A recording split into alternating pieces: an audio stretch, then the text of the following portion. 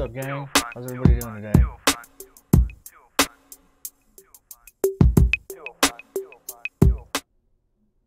Hi, how's it going? Actually, let's go here. So we're gonna start it out. We got some fun stuff going on this weekend. The International Space Station is transmitting slow scan TV. So we've got the 2P3, the little AM radio kit that we were working on last session. We're gonna finish that up today, but we've got an ISS pass, and it's just coming overhead. You got my satellite tracker in the top left there, and we're gonna take a look and see if we can get some slow scan off of the ISS.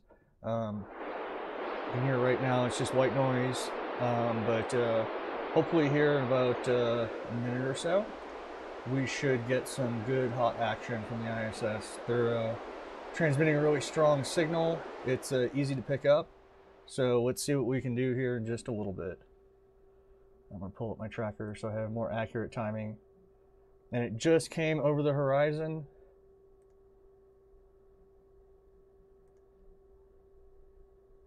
So hopefully before long we should see, oh, let me get my slow scan TV. That was the last attempt at the image. It was a really low pass. This one's low too. It's gonna top out at like 10 degrees above the horizon, but I'm using my best antenna here, and we're gonna see if we can grab something. So we're gonna kind of just listen quietly, and hopefully we should hear something interesting here in a little bit.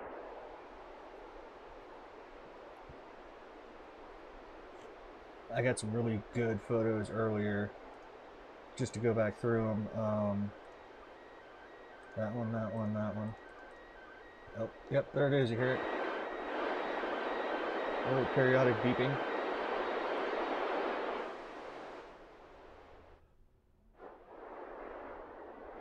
It may take some time for it to come up high enough to get above the trees and stuff. Did the stream title not update?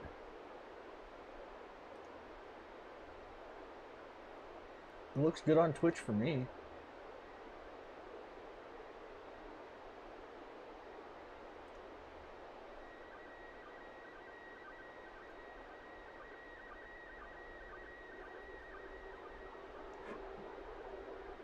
Turns out web caching is really hard.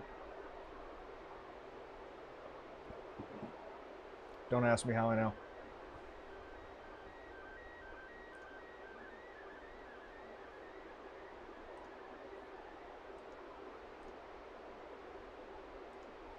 Not much at all. It's just a casual kind of side gig that I do. Kind of play with it now and then. Not very good at all though.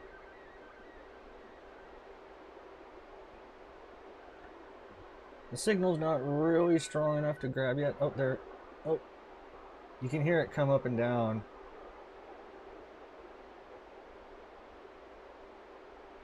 Oh, space is super spooky. You can get all kinds of scary shit there.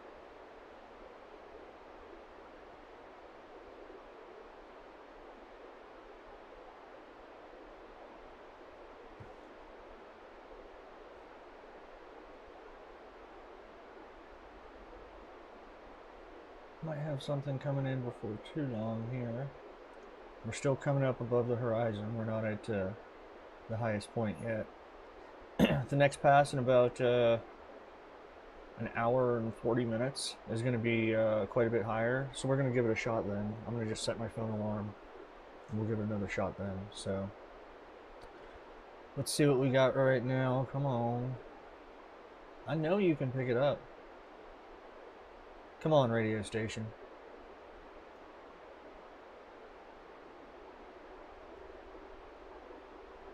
Just got the white noise for right now.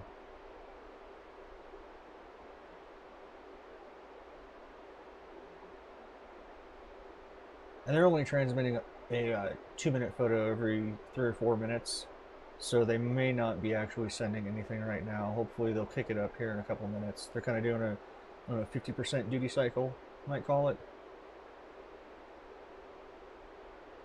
So if we're super lucky, they'll shoot out another one here in a minute.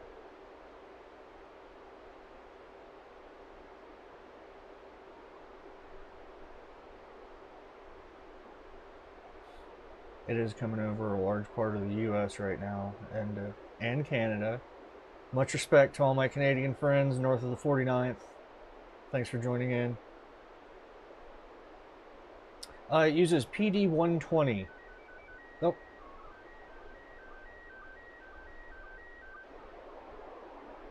Oh, they just... There it is. Here we go.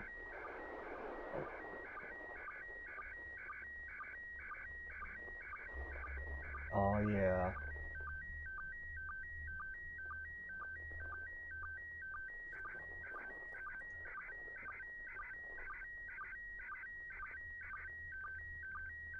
Right now, the ISS is at about 412 kilometers above the Earth.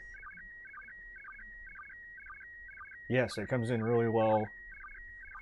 They have a high power radio there because they got a lot of solar panels. They can, they got a large power budget as opposed to the satellites that just have little tiny solar panels on each side. So yeah, they can use like a 30-watt radio up there. Here we go. Oh yeah, this one's coming in nicely.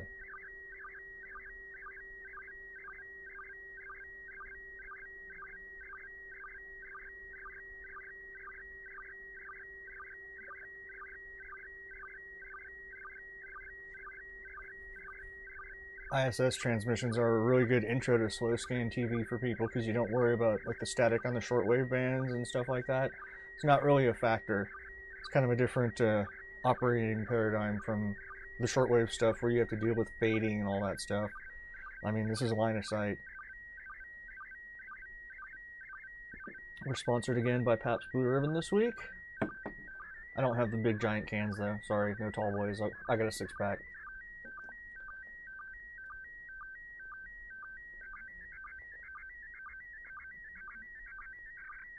Virtually perfect copy on this one.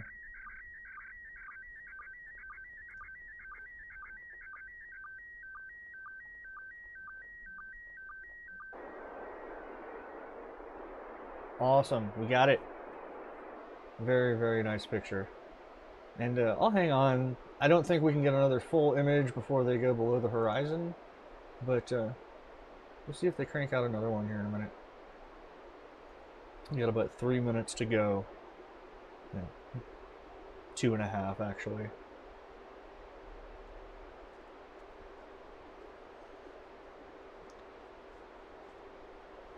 Yeah, it is pretty good that they got a WordPress subdomain there, huh? Even astronauts, even NASA themselves, suck at the internet. I was reading a story about an astronaut by the name of Poindexter. Yeah, I know, right? But I guess he died a few years back in a jet ski accident. And he was like the commander on a couple of space shuttle missions. So what a way to go, huh?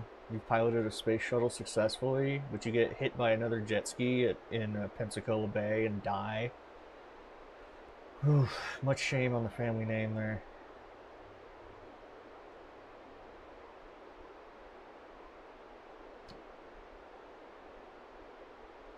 Yeah, I don't know if we're going to get another one.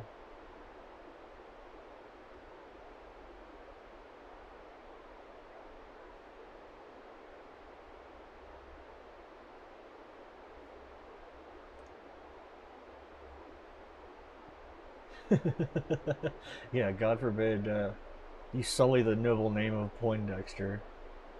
His dad was one of the guys that did a bunch of like the South American like imperialist like death squad takeovers back in the 70s and 80s too. He's still alive.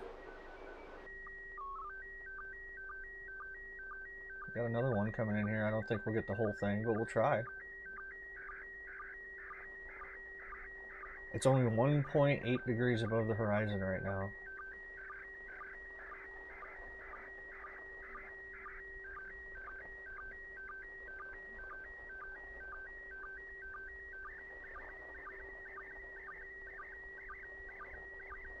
One degree.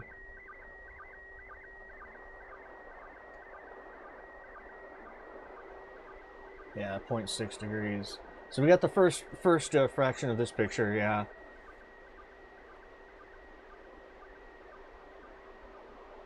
We still have sync at 0.2 degrees.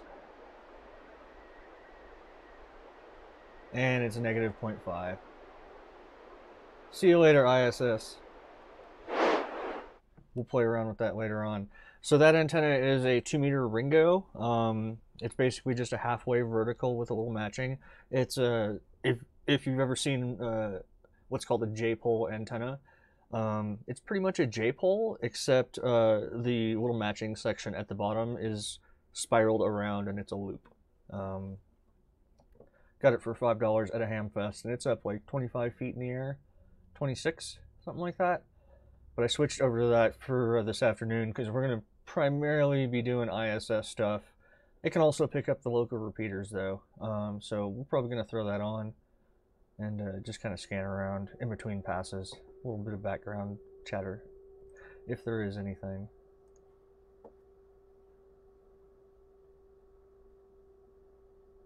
I think Poindexter may be related to that. Yeah, that's a good call. That was a character. Very possible. Yeah.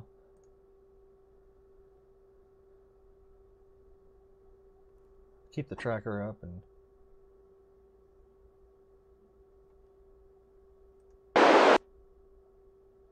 adjust my squelch a little bit. Cool. Let's just listen to the repeaters and let's see, where were we? Oh yeah, last time we played with this. I think they just got it moved because we started moving. That's a good question. So how this works? Let me go ahead and make a U-turn. Let me reroute. Let me take Overtron down. Let me look at the camera. And then I'm going to spin the camera around. I wonder what happened to you. And we'll take a look at how I switch antennas. You can kind of see it behind me. Soda presentation tomorrow. Is that up? That thing there. In Fort Collins or that area? That's my feed-through panel, and it's got a bunch of antenna jacks. It's a piece of 4-inch by 16th-inch steel that I cut. And then I put a bunch of female-to-female connectors on it, bulkhead connectors. So all my antenna lines are screwed into that on the back side. And then whenever I want to switch, I just run over there, and I have a bunch of 10-foot patch cables here inside the shack. And I just run over and connect the appropriate one to it. I figured out an interesting approach to identifying which of the cables, because I have like 4 or 5 of those patch cables here, and you don't want to trace them back all the way back to the radio. So what I did is I took zip ties, and I zipped a unique number of ties on the end of each cable. So I have one cable with no zip ties. I have one with 1 zip tie at each end, one with 2 at each end, one with 3 at each end, and one with 4 at each end. And that way, I can just feel behind the radio and count how many zip ties are on that cable. And that way I know which patch cable in here connects to out there. So that way I don't have to unscrew it, look at a color-coded tag or something like that, and then screw it back in back of the radio. Yeah, so it's a tactile little type thingamabob. Works really well. Go climb mountains, especially this time of year.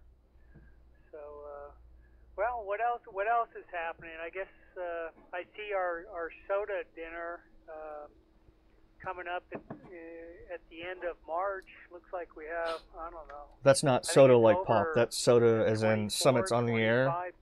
It's a big ongoing event where you go up on a mountaintop and people make contacts with you. It's a little contesty type thing, so it's pretty cool. Yeah, I'm looking forward to it. I think Wayne and Lori are so cool, I guess, while we wait for the ISS to spin all the way around the Earth in its speedy orbit, we're going to play around with this little guy. Let me get my camera back down here. And keyboard up. Yeah, so, yeah, it's good. Turn them down for a little bit. So everybody that tuned in last time watched me build the Tecsun 2P3 AM radio kit. It's a whole bunch of fun. We had some problems at the very end of the last stream. I was only getting very faint audio. So in between then and now, I did a little bit of troubleshooting and figured out what was going on. Fixed it. We still have a little bit of work to do to finish it up. You'll notice that I haven't put the little nameplate badge on yet. But fortunately now we have a functioning radio. Over the last 20 years, we've purchased millions of cars from coast to coast. In the last year alone, we bought a mountain. Half the time I can't even find my keys.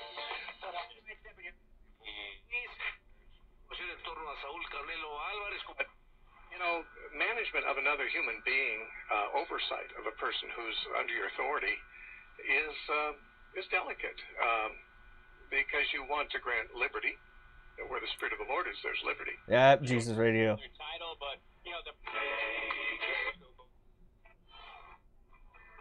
There's not enough. So, a couple of things we had to do with this to get it working. Take the little panel off. First thing is that I had to take the whole damn thing apart because I neglected to put the standoff in, which is the screw mount for the back panel. So that was fun. Kind of shameful that I forgot that. And then inside this little hollow metal container here, let me zoom in a little bit. There we go.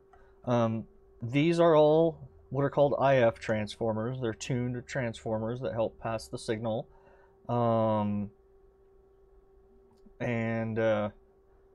This one, however, is not, there's no guts in it. It's just a shield. They did a clever thing. This is the detector circuit. So this is the circuit that takes the RF. So if you recall, this is called a super heterodyne radio. So you have an antenna that picks up signals at all sorts of frequencies across the AM dial. This is the variable capacitor, which is attached to the tuning knob. And this is what controls the oscillator. So you have an oscillator in this, and then you have an incoming antenna signal. And those are mixed right around here, basically, to produce a signal that mathematically comes out to 455 kilohertz. So this is always 455 kilohertz higher than whatever signal you're trying to pick up in here. This mixer circuit then adds those together, like literally does analog math, and you get images of two frequencies. One's 455 kilohertz, and the other is 910 kilohertz. Then this little box, which is a filter, makes sure to snip it out to where only the 455 signal comes through.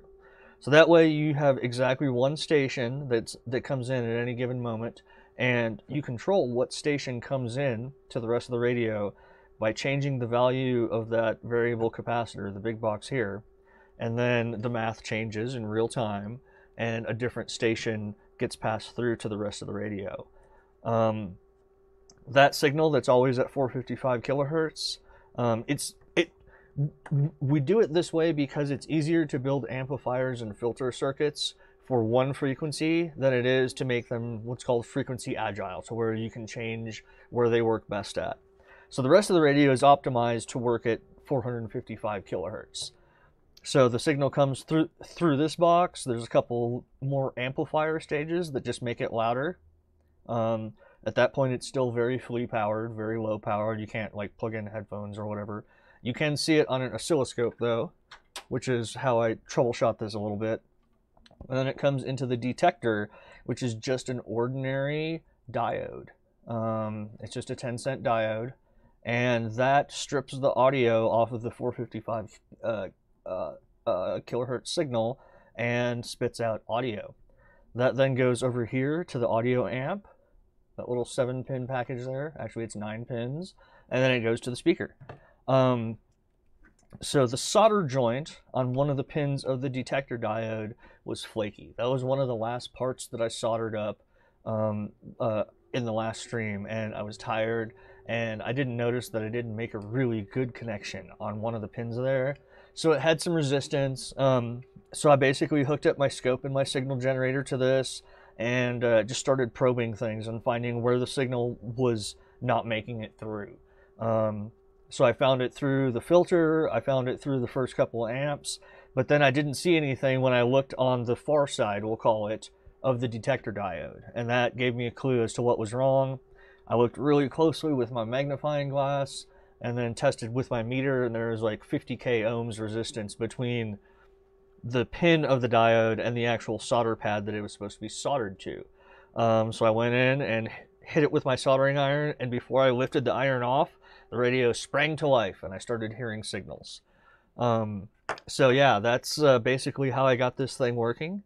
We got a little bit more work to do, in that we have to what's called align it. So these little cores in here are basically screws made out of ferrite, same stuff as this. It has a very high inductance, but what we're going to do is screw these in and out to find the best signal strength, and then the radio is operating at peak performance.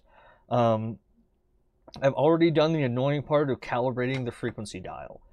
So it was off rather significantly, and the way you have to do it is you tune to a station way low on the dial, and you turn the coil in this can. And then you tune to a station way high up at the top of the dial, and you tune this little fixed capacitor on top of the variable. And those set your high and low ranges. And you would be correct if you assumed that they interacted. So every time you tweak one, the setting of the other changes. So I had to go back and forth with the station on like 560 kilohertz, which we have here, and then a station on 1600 kilohertz, which we also have here, until they lined up on the dial. So I'd tune the dial to like 560, and then I would use this to tune in that station on the low end. And then I would tune to a station way up high at 1600, and then I would turn this little cap here with the little screw thingy until that 1600 station was tuned in. And then I'd go back down, and the 560 station was off, but it was closer. And then back and forth, you basically cut down the error until the scale of the tuning circuit matches the scale that's printed on the dial. And that's how you do the calibration on the frequency of this. We'll take a couple minutes, and we're going to tweak this coil and this coil, and you just go back and forth with the same thing because they do interact a little bit. And we're going to try to get the best signal strength on a AM station here. I'm actually going to take my headphones off here so I can hear the radio better. And I'm going to also crank the gain on the mic a little bit, so hopefully you can hear the radio too.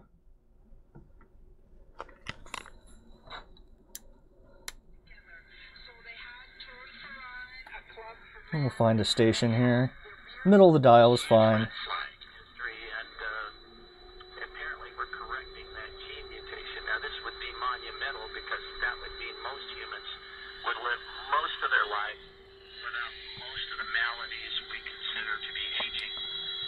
Just take this and turn it slowly. Hear it cut out, it goes away.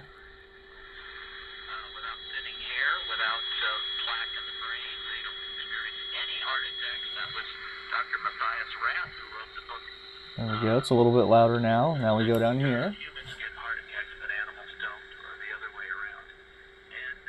See how it goes away.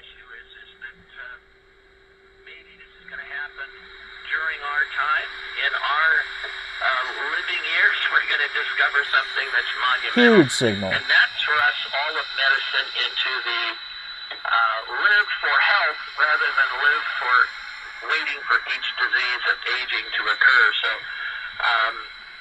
it would be wonderful, and I've shared this with people because as we live longer, we get... They're pretty stiff. We don't like the idea of getting older, and so the issue is how long do we want to live if that was an option for us? And the answer is, of course, as long as we're healthy.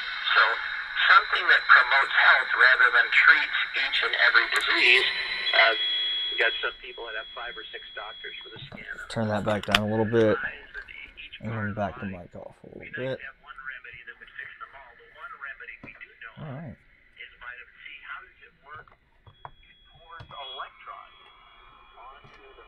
Let me go ahead and put the case on.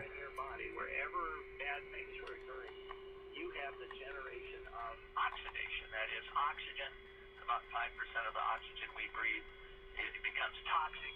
and it's just missing an electron. Alright, so now we have a radio that's better at picking up signals.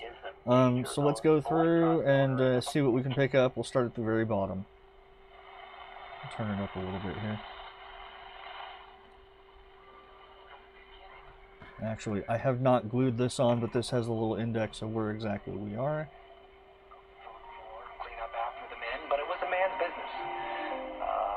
So that's 560 AM. That's the station that I use to calibrate the low end. But I don't think she ever worked for the company. I don't think she was ever a salaried.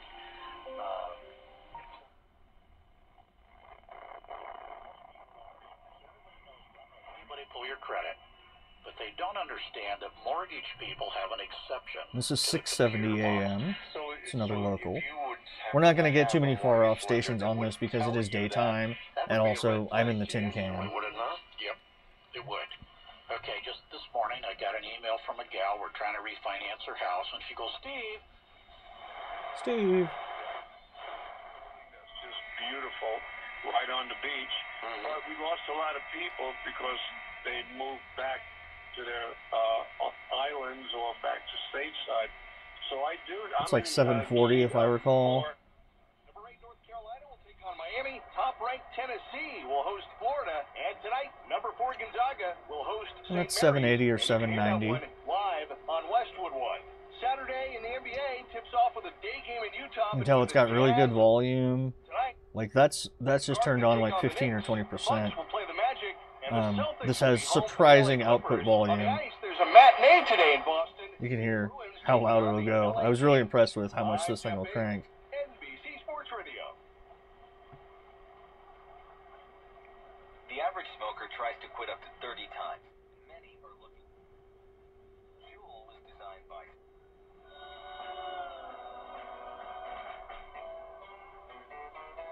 I think that's like 820. I got news for you, friend. There isn't a woman on this planet that's worth $250,000 of yours. 850 KOA. You're kidding, don't you? Let me talk about the LifeLock folks, because this is some scary stuff. Criminals, cyber criminals, get all the information they want or need because there's so many ways to break into computers, hack devices. So pay attention. You have to watch out for cyber threats. Now, how do you watch cyber out for threats. cyber threats on your own? How good are you at that? Which is why I'm going to suggest LifeLock. I've been a customer of LifeLock. Yes, real-time LifeLock commercials. How is this company still running? Every person is susceptible. And what LifeLock does is detects a wide range of identity threats. So security number, for example, on the dark web. Dark web. That's 9:10 AM, Big Jesus station here. He's Bucky Brooks. Find him on Twitter at Bucky Brooks. Find me over at Swollen Dome. Bucky Brooks, Mike Harmon with you on Fox Sports Saturday. John Paul Morosi joined us to talk about the advent of spring training next. But first, we step out to Brian Fenley. He's going to get us out. No payments and no interest. This exclusive offer is only available by calling 720-409-3511 or visiting DreamStyleShowers.com. 720-409-3511. With SRN News, I'm Rhonda Rockstra. Yeah, they're improving back home.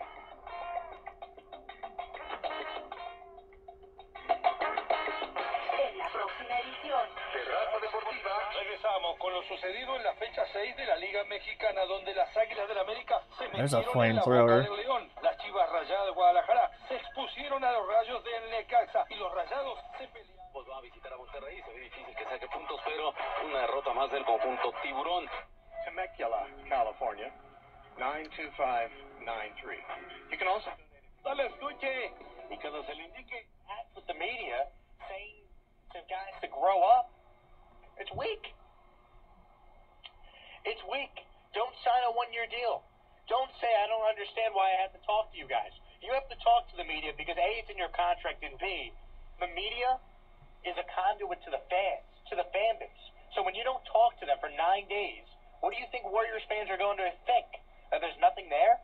And the reason why Kevin Durant gets so AM radio is upset crazy, about yo.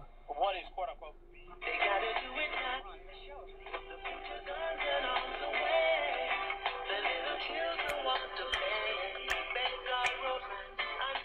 go.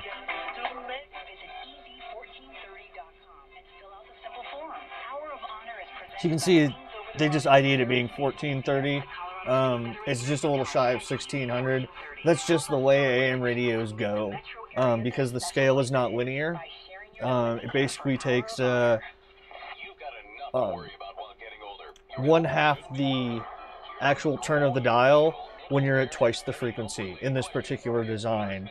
So that's why, if you ever wondered why an AM radio has like a big spread between like 530 and 600 at the low end, and then the same distance on the dial is like 1400 to 1600 on the high end, that's why, because it's touchier at the high end. You need less change in the value to tune the same amount as you go up in frequency.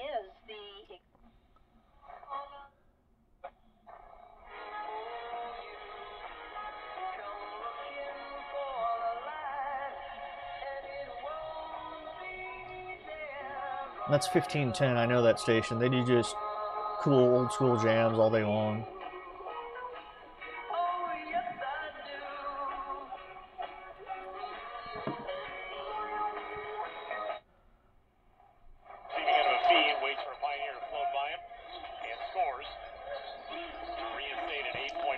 And then that's 1600. That's the station that I use to calibrate the high end.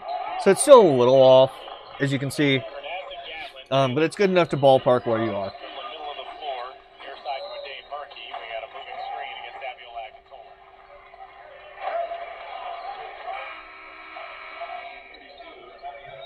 Yes, you absolutely can do that, and a lot of radios do that.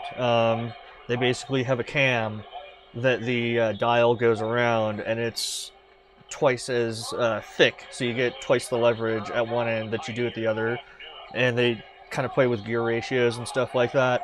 And then some of the high-end shortwave receivers, there's one called the R390A, which is generally considered one of the best HF receivers ever built. It was introduced right around the Korean War and went on through the 80s in the military venue. It has a really interesting thing where it has a little kind of compensation adjustment all along the length, because it doesn't tune with a capacitor, it tunes with a variable inductor. And they did that because as the dial goes up and down, inside the radio there's this cam that goes up and down along this kind of profiled piece of metal.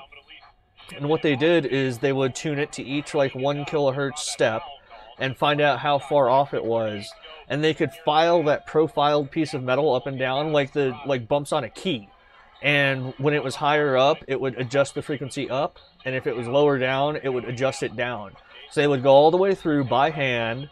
You know, some like technician with a frequency counter would go through, find out the exact profile for that individual radio, and they would file it to where it ended up being completely linear across the tuning band. Pretty much the peak of like Cold War over-engineering. That radio weighs like 110 pounds. It's a rack mount unit. It's like 10 units tall. You don't want to get one shipped because nobody can even ship delicate things like that properly anymore. They'll just break it. So you buy those at Hamfests.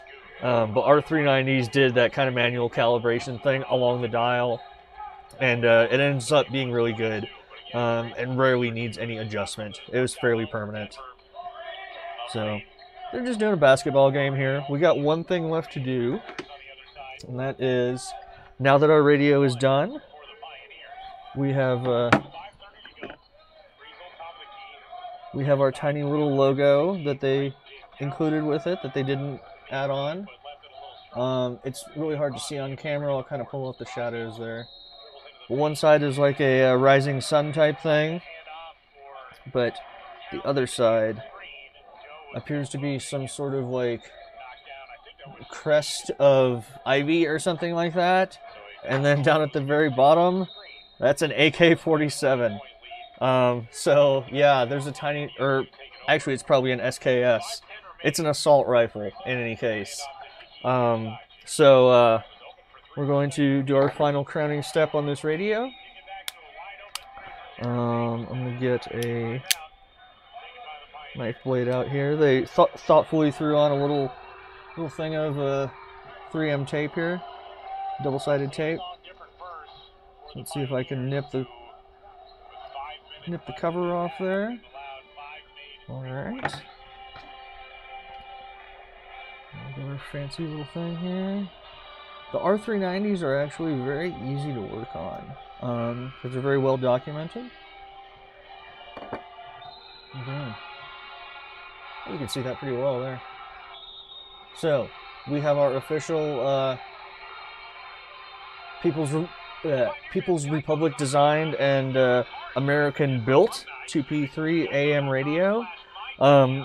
Being that this is the very first thing we've built on the stream, I'm probably going to keep this one, but just to let everybody know, probably in the future, all the kits we build on the stream, we're going to be doing giveaways, and we're going to mail them out free of charge. You don't even have to pay shipping to a random stream viewer. I haven't quite figured out how I'm going to pick or stuff like that. I think there are like plugins and stuff that'll help me out with that on Twitch.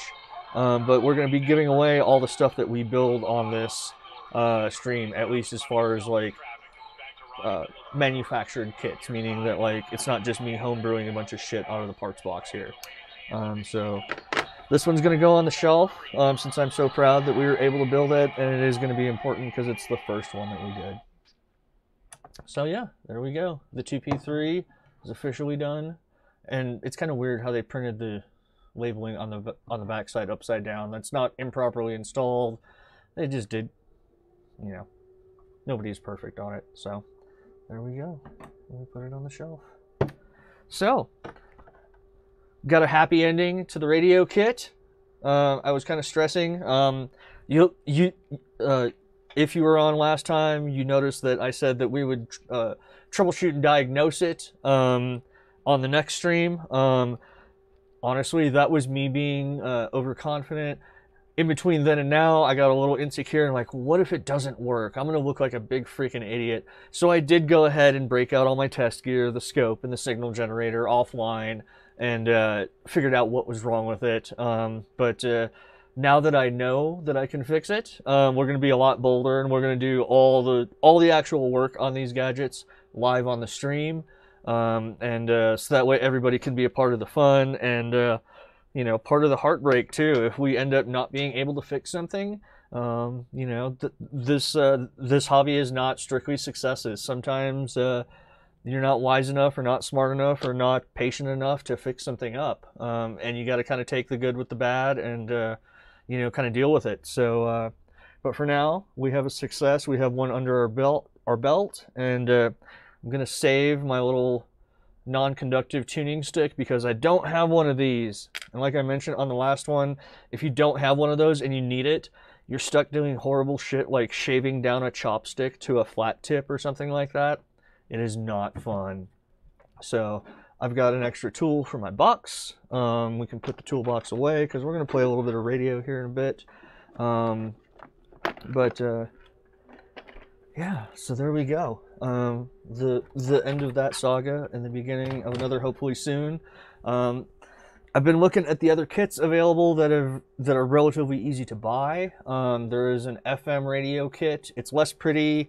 It doesn't come with a box. It's just a you know, like a printed circuit board. We may tackle that, and I would definitely be doing a giveaway for that. What I'd really like to do is to figure out a way to not only build the kit, but in the kits that don't have cases, we'll do a little bit of actual mechanical fabrication. And two tall boys deep at the end of a stream, and I only messed up one solder joint. I'm happy with that. But I'd like to actually build cases for things. I've got a bunch of like double-sided printed circuit board, and I can get aluminum and steel and stuff, and we can do a little bit of the more mechanical side of the fab process here too. Because as anybody that has tried to build some of this stuff from like parts and kits and subcomponents knows, probably like 30% of the actual challenge is building the circuit board. The soldering part, that's the part that everybody thinks is sexy and requires all this science and stuff. But then you got to put it in a box, and you have to add connectors, and you have to have a front panel to screw the volume and tuning controls to and all that stuff. And if you don't have that set up, you can kind of bullshit the circuit. If you don't have a particular resistor, you can substitute it, you know, so on. But if you don't have like a box to put a thing in, you're screwed. Like, it's just this thing here. Like, the first transmitter that I ever built, it's a 40-meter transmitter, fully powered, just Morse code, on and off, basically. And it's in a shoebox because it's too delicate. Because the circuit only weighs like an ounce. You know, it's just a few grams. It's a little 1-inch square piece of circuit board with 4 parts on it. But you have to hook up cables to it, and you have to have connectors and all this sort of stuff. So when I hook it up to wires, it just kind of dangles there in the air, hanging off the coax cable. And that's kind of a like running joke of like a lot of ham stations. Like, I have all this homebrew stuff, and it's so tiny that I have like this thick 1/2-inch cable that is really stiff, and it's got to plug into this thing that weighs a 1/2 ounce. So the thing that weighs a 1/2 ounce is just going to dangle in the air, hanging off of the cable. So that's kind of a comical approach, and a funny thing to see, but it sucks for your gear, and you can't really touch it or mess with it. So I want to make sure to make boxes for everything and to package everything up nicely. If I can find wood grain, yes, we will put that on. You know, all sorts of machine-turned aluminum, if we can figure that out. Find somebody out there with a mill to make some faceplates for us. We'll definitely bring it back to that era too. So that's kind of my thinking going forward on all of the kit builds and stuff like that. I'm going to try to do one at least every other week, if not every week. I don't have one on the way yet, but we're going to figure out what's next on the menu. I think it's going to be the FM radio, which is kind of interesting because FM radio has much smaller values for everything because it operates much higher frequency. It's roughly 100 times higher than AM radio, we'll say. In that case, you're talking about a capacitor that is 1/10 the value and an inductor that is 1/10 the value for the tuned circuit. That's, you know, much smaller parts, much more delicate and stuff like that. So building the FM is going to be a unique challenge, and we're going to see some different kind of approaches to building RF circuits when we do that. So it should be pretty interesting. So I'm kind of looking forward to playing with the higher frequency stuff, because you really get to see how stuff gets miniaturized and like the things get teeny tiny. That capacitor in that radio is monstrous compared to what you see in like an FM radio. And yeah, if anybody's got 3D printer chops, if we have a circuit, we can do a SketchUp, and we can have my kit, your case, we'll assemble it live on air, and then we'll burn both of our names into it with a soldering iron or something like that. That'll be a lot of fun. So looking at my clock, let's see, the ISS is right over, just off the coast of South Africa right now. It's generally where they are when they're on the far side of the Earth from us. So there's definitely no way that we're going to get their signal now for about another hour or so.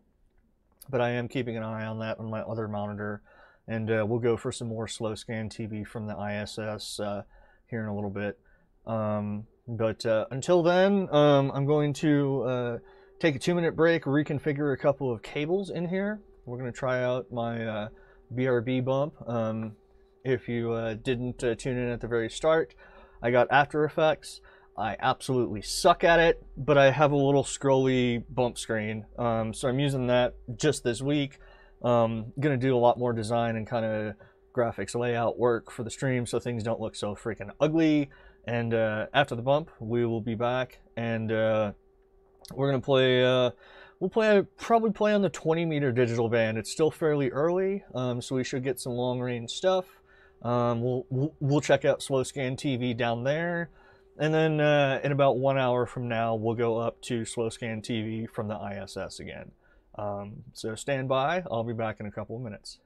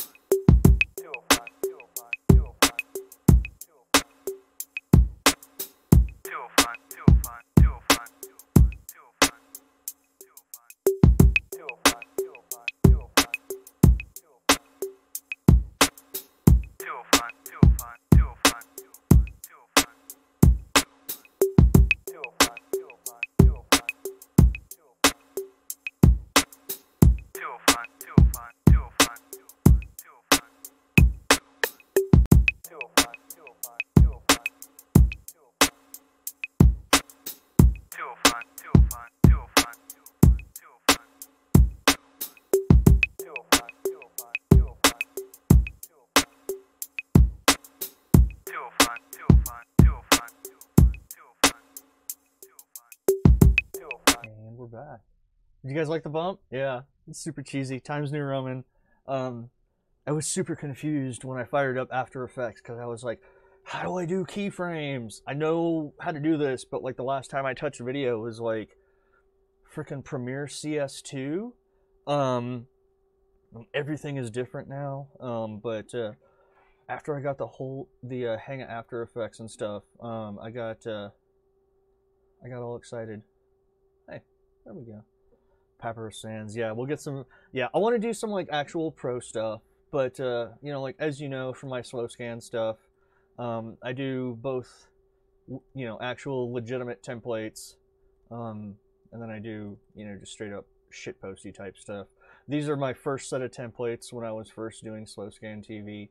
You can tell how awful I was, and then I sat down and did a little bit of design, kind of took the like UHF syndicated community radio station vibe a little bit, and that's when I, you know, started to crank out some of these, and it's a lot more fun, you know, doing that stuff. But I still got some like shitposty ones for when, you know, it's the end of the day and I want to see if anybody's out there and just kind of catch their eye with the dumb stuff.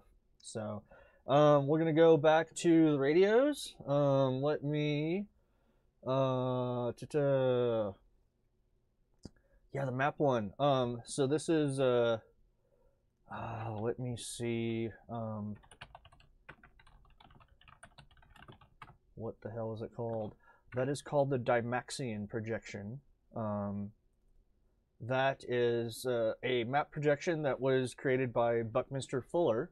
You know, the guy that did buckyballs and all that stuff. Geometry wizard, and he figured out that this was a way to render out the map in a non-polar arrangement. We use polar maps for a lot of radio stuff, so we know exactly which way to aim our antennas to hit a particular point of the Earth. And he figured out how to basically flatten out a polar map, and it gains accuracy in the land masses and loses accuracy in the bodies of water where there are no people. So the most populated parts of the Earth are most accurately, the heading is most accurate here.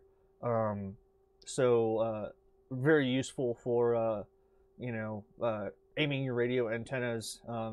And you'll see here, like, it's really interesting. Like, if I want to talk to Northern Europe, if you visualize that line is actually originating from Denver, roughly, I would need to point my antenna virtually north to get to Europe. And that's that whole Great Circle thing that you, if you ever looked at like plane routes or anything like that, the shortest path to a particular spot is not necessarily where it looks on like a Mercator or whatever.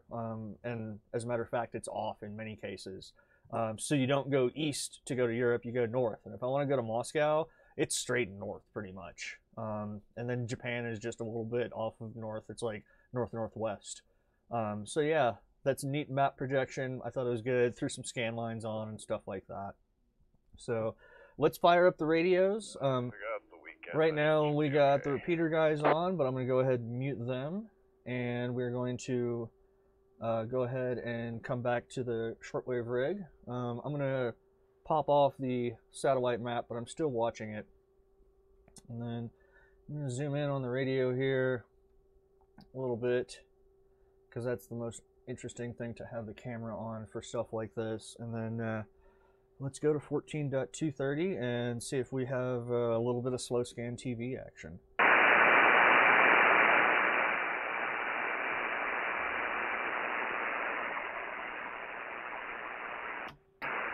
Alright.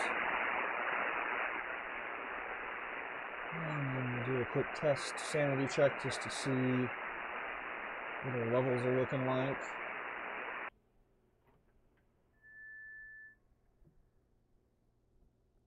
We need to tweak that. Turn off the monitor. Well, actually, we'll leave the monitor on.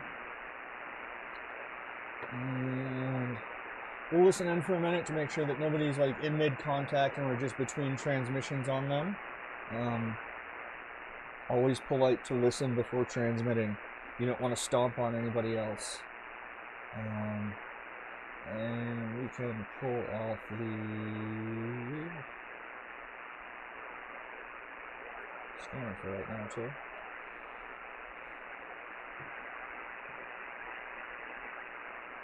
Alright, so real quick, let's do a test with just a continuous tone to see what our power output's looking like.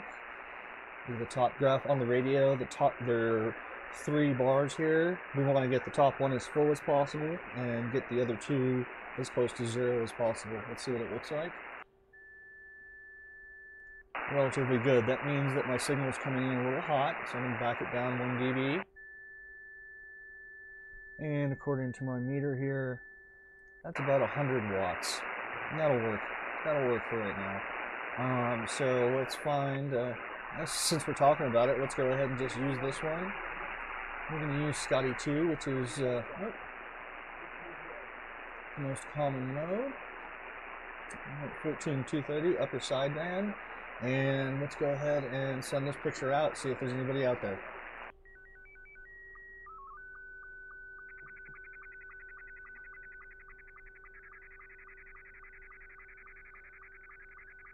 Yeah, the ISS uses about a 25 or 30 watt, basically just like a mobile radio that you'd install in a car,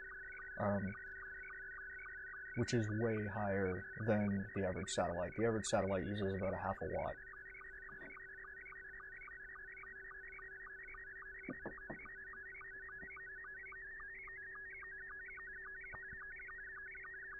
You can hear how the patterns alternate on the lines because I added scan lines to this photo, or this image.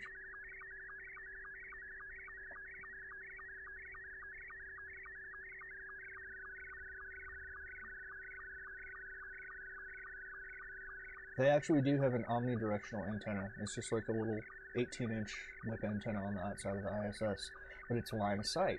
That's the key. If you're in line of sight, the only thing that's stopping you is just inverse square.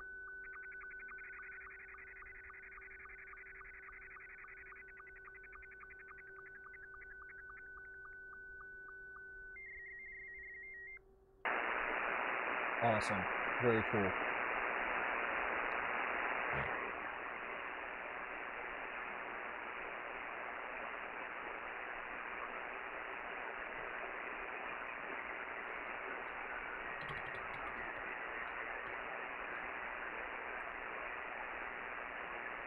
And real quick, we're going to take a look at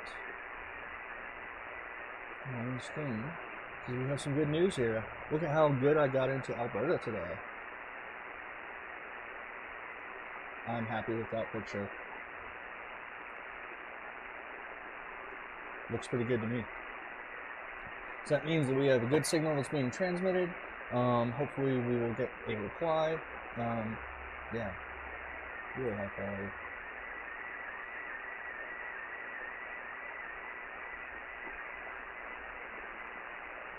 And there's somebody that's barely in there. I can hear them through the headphones, but they're not loud enough to actually trip the decoder.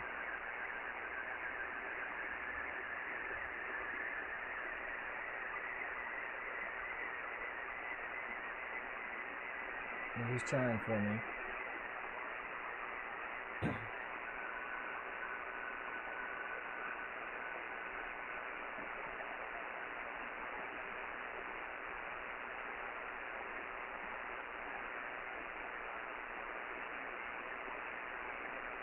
No luck, but that's okay. We're going to try again and see if there's somebody out there that is close enough that we can actually decode their signal. Let's see.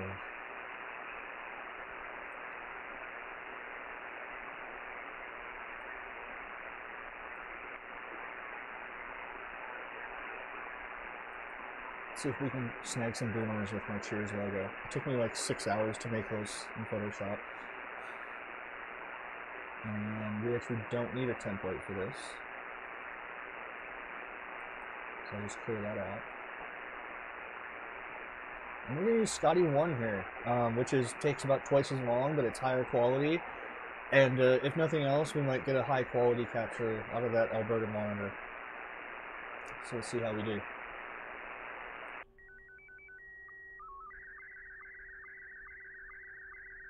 And this is going to take a couple minutes.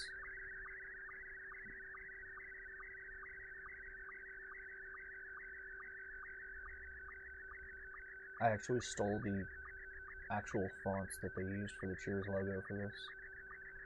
That took me a whole night of browsing the dark web.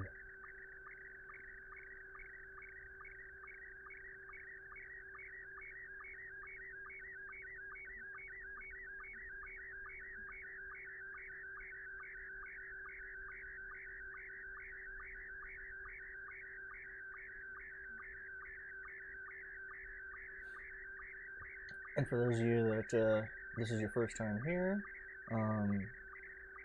if you want to play this Twitch recording back, we always put the VODs up. If you want to load up MMSSTV, that's Mike Sierra Sierra Tango Victor. It's a free program you can download to receive and transmit slow scan. You can pipe the audio from the stream through this and receive all the pictures, because we do a little bit of monitor feedback on here.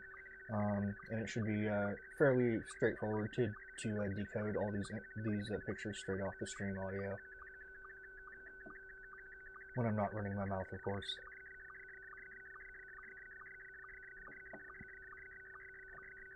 Yeah, I hear beep boops and deedles and all sorts of stuff all the time. So it's very much a part of my life. When I'm working say like a RTTY contest or something like that, I'll just have that stuff in my head all night long. Long after I turn off the radio, I will hear the phantom deedles and beep boops and all that. Yeah, you can totally hear how the colors change and stuff. It's a frequency modulation, so like red, green, and blue get sent one after another as different tones in that audio passband up there. Oh! There we go. While that's coming in, I'm going to set up my template for the next one. You gotta always kind of think a little bit ahead on this, so you're ready to rock. I like to do like the nature pics and stuff when I'm actually in a contact.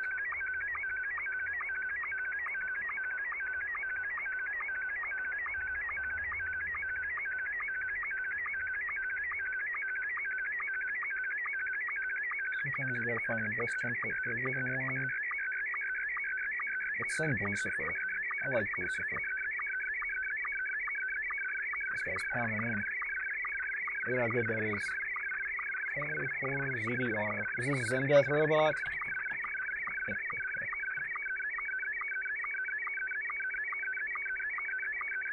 Yeah, you can hear the red and blue, and you can actually see the spikes in the top right there.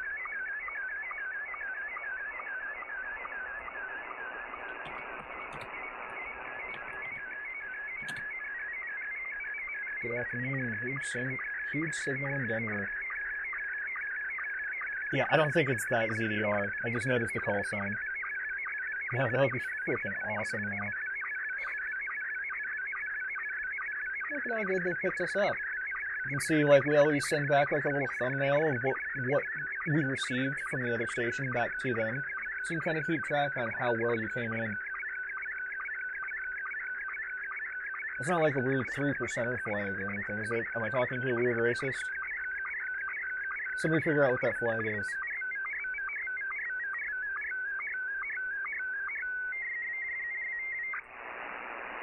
Alright. Actually, last minute change. We'll do Pike's Peak. That'll help the contrast on the text there a little bit. And let's go.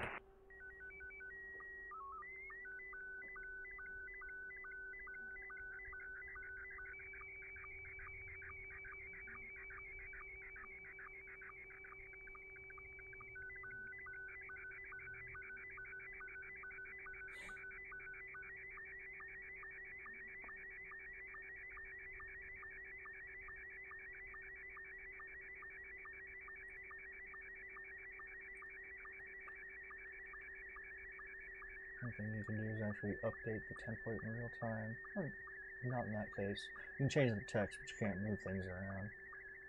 My signal report kind of runs into the date stamp there. Didn't notice that. Flag of Tennessee. That makes sense.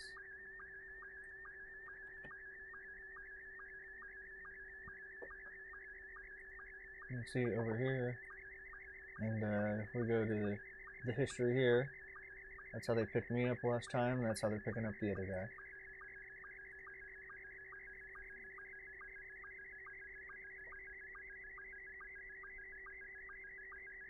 Oh, this is the one without the note field, so he didn't get my little huge signal thing. That's okay.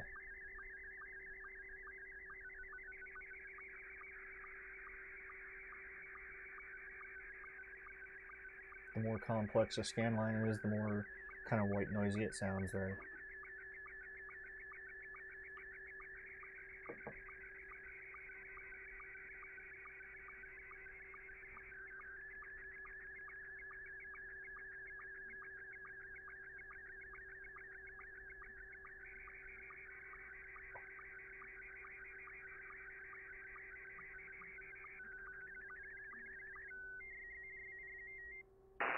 Cool. And then, if my suspicions are correct, he'll say bye after this.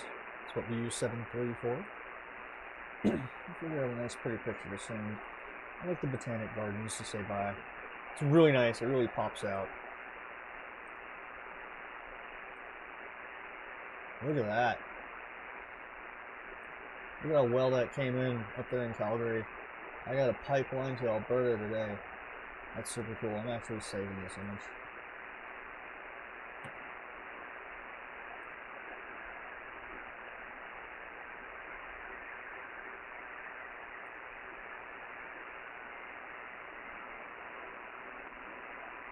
Heh, I'm so good at the jokes, I made that without even realizing it.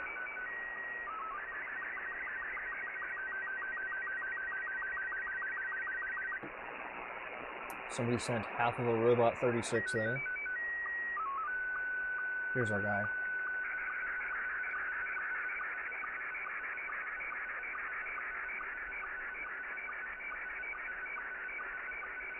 You'll see the slant correction here in a second. Because everybody's sound card is a little bit off, so we're sending slightly different tones, and that matters. But the software can figure that out and straighten the image out after it gets a sufficient number of scan lines in. A little bit of a fade out here. I don't know if we're going to keep it.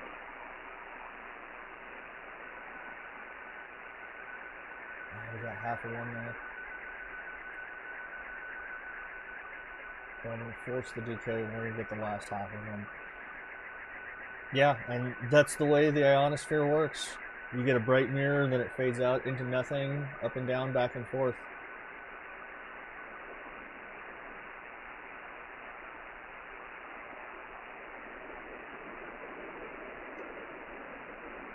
I don't know if we're going to get his picture good, but that's okay.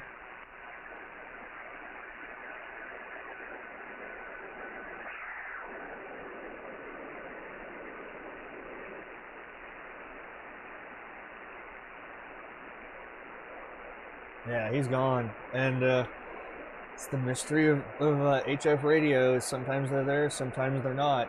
And this is also the tail end of the day of the usable period for this particular band here on 40 meters.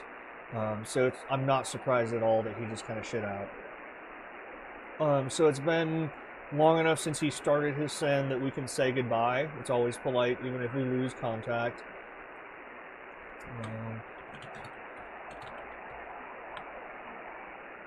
Say good evening, because it is 6 p.m. there. 6 p.m., 6 p.m., and let's go ahead and send this off and say goodbye. Kind of a busted contact, but it happens. It's no big deal. You just kind of do the best you can to communicate back and forth, and then, this is still a valid contact, because he did reply with my signal report, and I replied with mine, so not that big of a deal. Kind of disappointing that we didn't get pretty pictures from him, but that happens.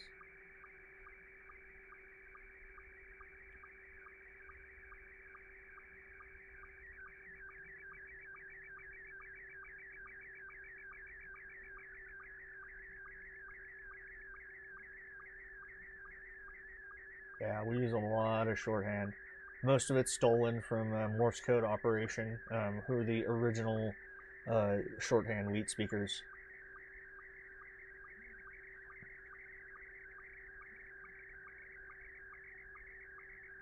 Yeah. How different is that from dial-up?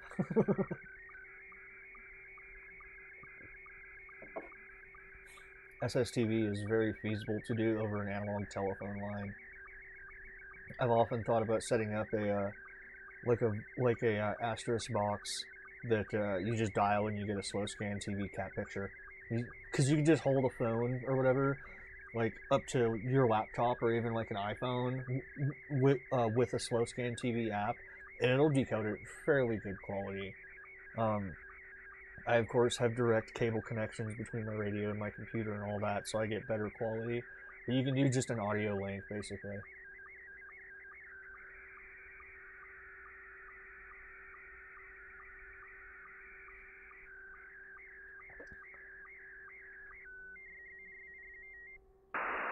Cool, and I'm happy enough with this contact that I will actually log it. Let's see if he says bye here, or if that was his goodbye message. Just wait a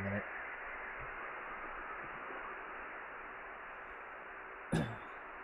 Yeah, when I was playing around a couple years back, there's a fork of Asterisk, the PBX software, that will actually interface to a radio. With like audio in and out, and then it like has push-to-talk logic to actually key up the radio when audio is coming out of the Asterisk box. So I had a Raspberry Pi, and it would listen on a particular channel in the 2-meter band local, and then whenever somebody keyed up and hit like touch tone like *3 or something, it would send a random cat photo back through slow scan TV to them. So it was dial a cat over the radio on demand. If you're wondering what that hideous noise is, that's what switching power supplies have done to the radio hobby. Every laptop adapter, well, not every, but most laptop adapters, wall warts. Like there's 2 different types of wall warts. Like the old style was like heavy and it would fall out of the socket and stuff. You could tell that there was a bunch of crap in there. That was called a linear power supply. And that actually had a big transformer in it. So on. They don't squirt out much RF interference. The switching power supplies, which is like every laptop power adapter, and then any like wall wart that's like small and lightweight, those are switchers, and switchers generate RF hash all over the spectrum. The crappy part is that they are very unstable in their frequency of the noise they make, and it sweeps up and down the spectrum. So you'll hear it just kind of, like varying in frequency, and sometimes it'll come on and stomp on all the stuff you're trying to listen to, and then it'll just migrate off and go or whatever, and then it's gone.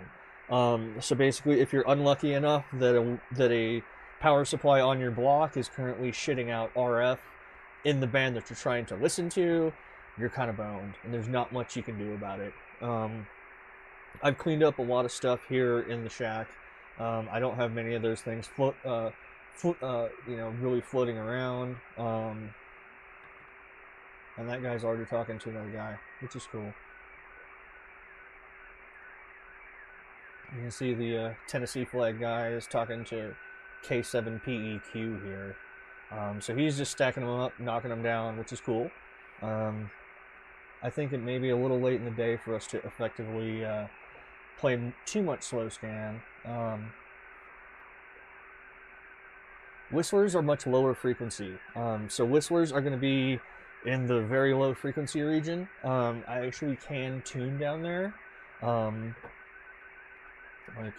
just go down. So go down to about 100 kilohertz. And you can't hear anything. My volume on the radio is absolutely cranked to max right now because I don't have a good antenna for stuff this low. But you can listen to a lot of atmospheric stuff down low if you just put out like 500 feet of wire out in your yard. You'll hear thunderstorms and whistlers and all sorts of low frequency stuff. But up here on 20 meters, the biggest thing that you're going to hear is going to be like power supply interference, and then just there are bands on either side of this that are used for like over the horizon radar. Fortunately, they don't operate in this particular chunk. So really it's just interference from poorly designed electrical gadgets in people's houses that cause most of the RFI here.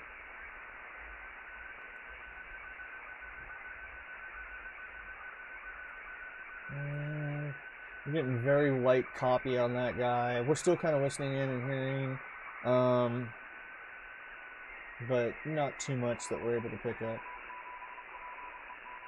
You can hear his Morse code ID, but of course Morse code will carry much farther because it's just a single tone on and off.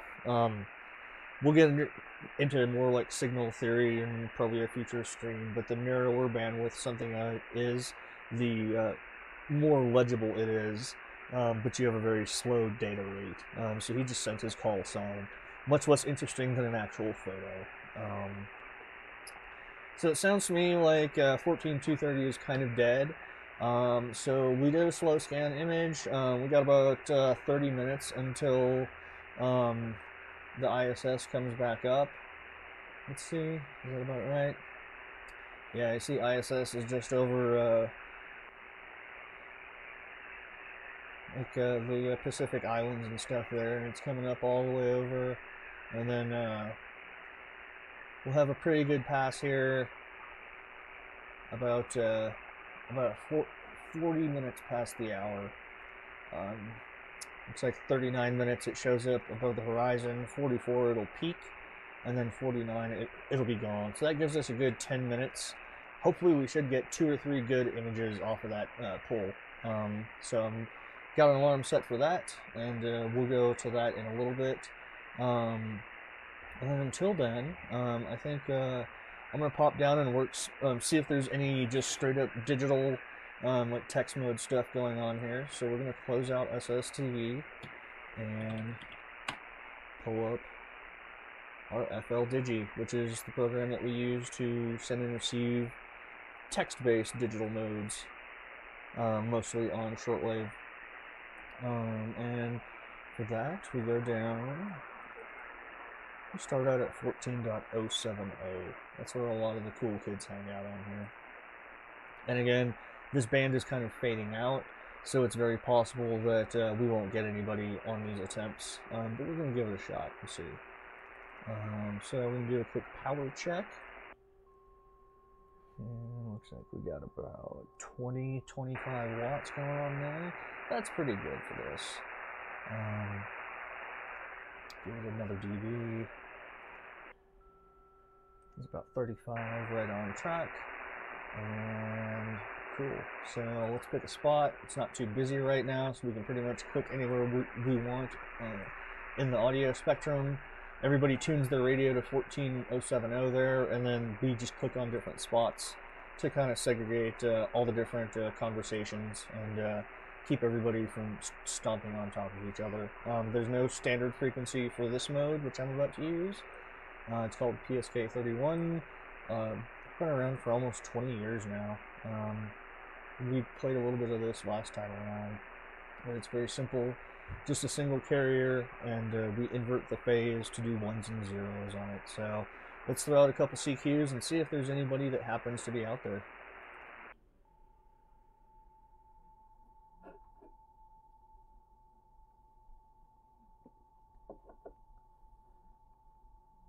Just sounds like a little warbling sound.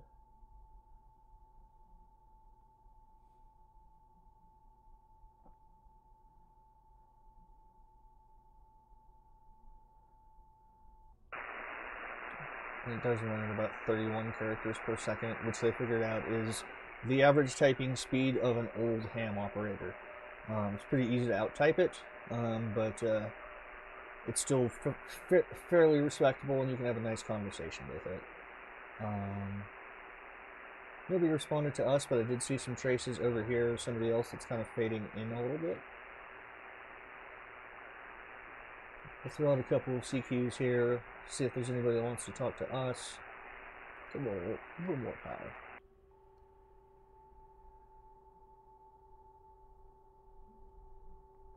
And if there's not much action on 20 meters, we'll go to half the frequency, which is 40 meters.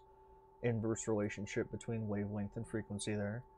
Because that band is going to start warming up as the sun goes down. It likes sunsets, specifically what's called the terminator, or the gray line, the boundary between daylight and night. 40 meters works really well across that. So it's getting to be just about that time where 40 will start playing nicely. Got another weak signal up here.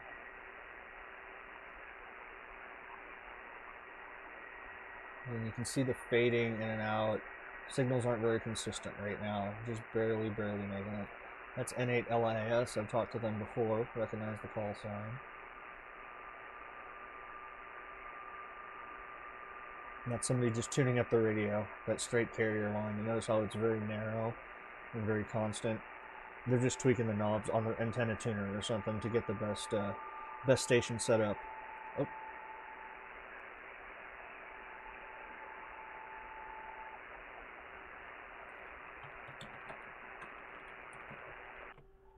They were responding to us, I think, but we were off frequency, so I didn't catch their call sign. Let's see what we can do on that. I called QRZ, which means who is calling me. And then we're going to adjust the filters to cut down some of the treble.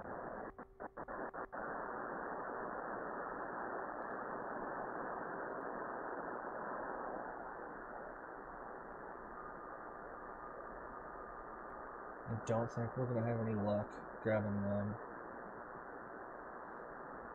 Yeah, so as you can tell, this band is really sketchy right now. It's a bunch of candles, and they're starting to flicker in the breeze and blow out and so on. It's not really consistent or reliable for communication. People show up now and then, but even there, you can see the signal's not really strong. This person is actually using what's called FT8, and they're on the wrong frequency. You don't operate FT8 on this band. I just see this from time to time. It's basically noobs that don't know how to set their radio up, which sucks. I can't talk to them with this program, so it's just like somebody busts into your like cafeteria and starts screaming in, I don't know, Swahili or Japanese or something, and you don't understand them, but you can tell that somebody's there talking. He's being a big idiot. So.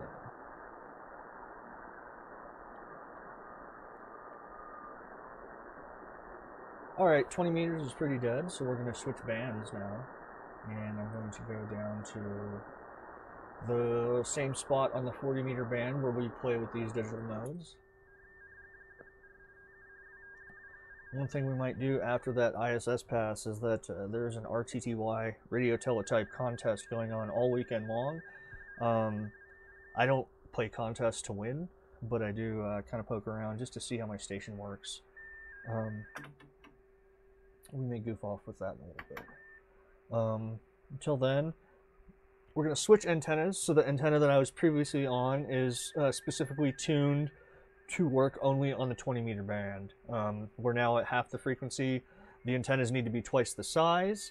I do have a double size antenna out there, but so I can not get up out of my chair, I'm going to use one of my yet other antennas, which is 140 foot long. It's called a dipole, or a doublet. It's just two wires that are each 70 feet long coming out from a tree, and then my feed line goes up to the junction between them, and that's an antenna that works on several bands, with one caveat. we have to go over here to the antenna tuner, which is a transformer that we tweak the knobs on for the best match between the radio and the antenna. And we have to tune up our match here so that we don't blow up our radio and we get good power coming out. Here's how we do that. We switch our radio over to a mode that just squirts out a constant carrier. And we turn the power all the way down because we don't need much to tune it up. We will move off this frequency in FL digis because we don't want to stomp on anybody with our tune-up sound. And then we just turn a tone on. You'll see that the needle is full scale. You adjust with the set knob here to where this is at full scale. This is basically a setting that lets you determine the ratio of forward to reflected power. How much is coming out from your radio versus how much is being bounced back into your radio by a poorly matched antenna. It's very important that you set this up. So there's a bit of an art to this. There are two knobs that you have to use to kind of get the best match. We're trying to zero the needle out here. I'm going to try a slightly different position. See if the bottom spot is any lower. It's not, so I'm going to go the other way with the top knob. And then find the best combination of those two. That's nearly flat. And then we can do a check. Our forward power is about 5 watts. And we have basically no reflected power, and that's what we want. So now we can play radio. We turn the power back up to full on the radio. And we can transmit without exploding our nice fancy rig. And there's a lot of RTTY going on. Whenever you see these pairs and you hear the deedles, they're using the RTTY mode. They're just making very short contacts. They're not rag chewing or chit chatting or anything like that. They're just like, hey, what's your name? You know, or call sign, and then what state are you in? And then I want your serial number. So we have a serial number that starts at 1 for your first contact in a contest. And then they get serial number 1. The next person you talk to, you transmit serial number 2, serial number 3, and so on. And it's just kind of like a checksum, a very crude checksum to make sure that people don't lie in their logs about who they talk to. So if I contact somebody and I tell them that their contact number 286 in my list, they have to write down 286 in their logbook too, and then they cross-reference all the log entries at the end of the contest. And if somebody has a bunch of fabricated entries, they get booted out of the contest. So that's what the check number is for. But they're not doing any sort of interesting chit-chat. They're just kind of blasting out and getting quick, rapid-fire contacts. And that's what contests are, pretty much. So I'm going to do a quick power check and see how much power we're transmitting on 40 meters right now. Got about 25 watts. I'm going to bump the power up. Give it a good 50 watts of power there. This radio will do about 120 to 130 watts of peak power, but for these data modes, you don't want to run it at the hot edge of max power, because they're not meant for constant duty cycle up there. 50 unstoppable watts, and it's actually pretty effective with these types of modes. So we're going to do the same thing that we were doing up on 20. Let's see if we can grab somebody that wants to talk PSK 31. We just hit CQ and we just go for a little bit.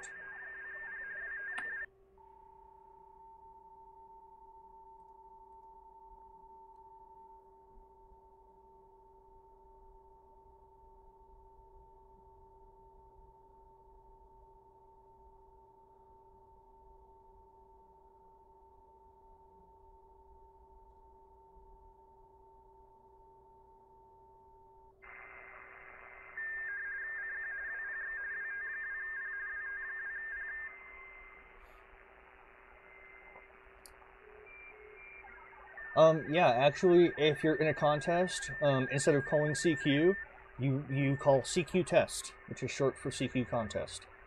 So if you are on for one of these weekends, and even if you're using RTTY, basically everybody that uses RTTY is a contester. It's not really used for like rag chews because it's not a very efficient or a good weak signal mode. you can definitely have a conversation, just a keyboard chat with somebody with it. However, in this day and age, there are better modes to do keyboard chats on. So rule one is if you see a bunch of RIDI all over the band, there's probably a contest going on. That's how I found out about this last night when it started. I was like, there's a lot of deals all around, and I looked, and sure enough, it was the CQWPX RIDI contest. So I was like, okay, cool. So there's something to do on the stream if we run out of everything else to do. But then, say there's like a PSK 31 contest, which there are, a couple weekends a year. You would call CQ test instead of just CQ, and that indicates that, hey, I'm not here to hear your life story. I want your contact name and your number and your state, and then we're going to be done chatting after that point.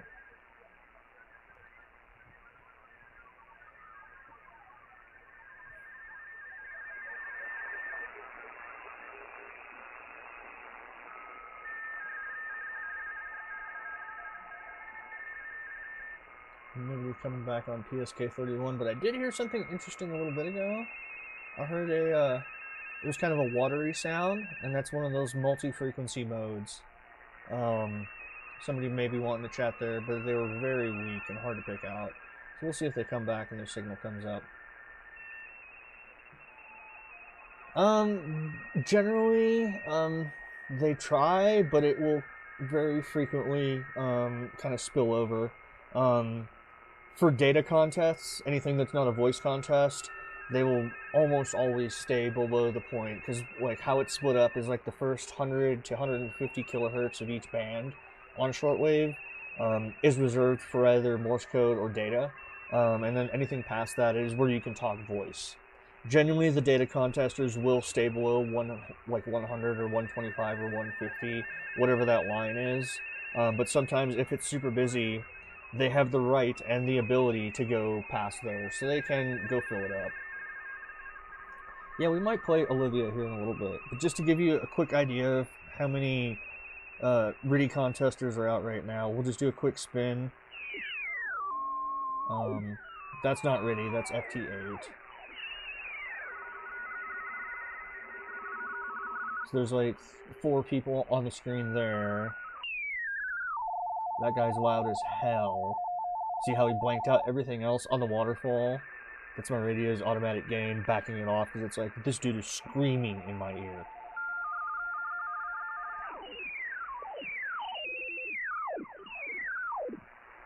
So all those are people trying to get contest contacts. And they're playing pretty nicely. Anything below 125 is the data segment of this band. Doesn't sound like anybody's bleeding much past that.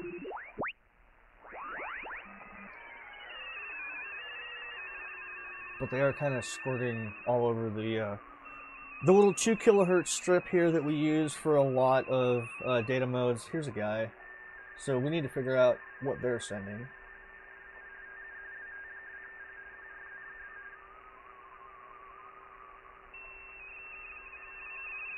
I'm just going to take some guesses here. I'm going to use my filters to crank down on the bandwidth a little bit.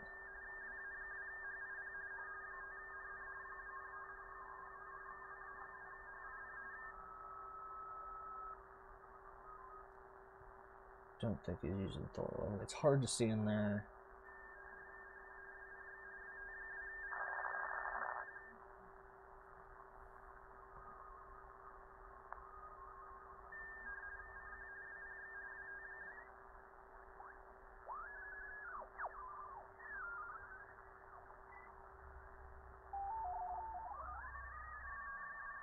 Yeah, we get lots of cool sounds that we get to listen to and play with.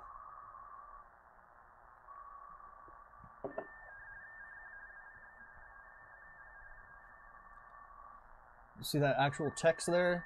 So, let's see, 2518 IV. Oh, Olivia 250.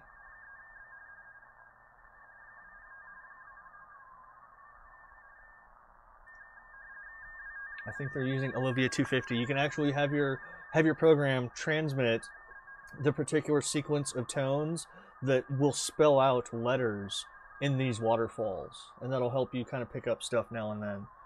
So let's see if we can grab them. Yeah, we have decodes here.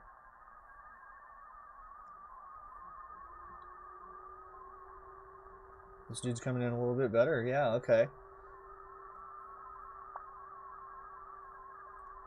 We're going to give him a shot. KC5CSG.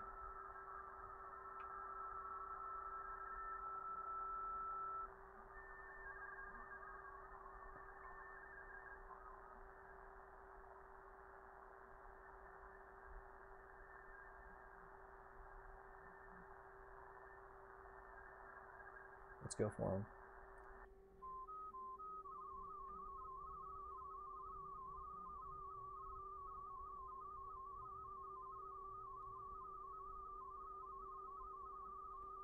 Turn my attenuator off so when he comes back to receive, the signal will be a little bit louder.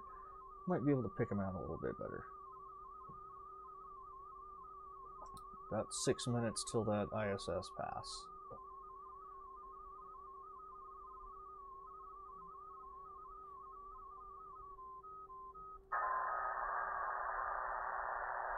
Yeah, there was a couple people that tried to respond there. You can see it's much clearer now.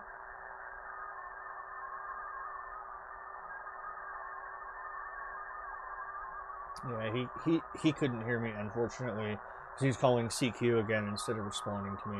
It happens.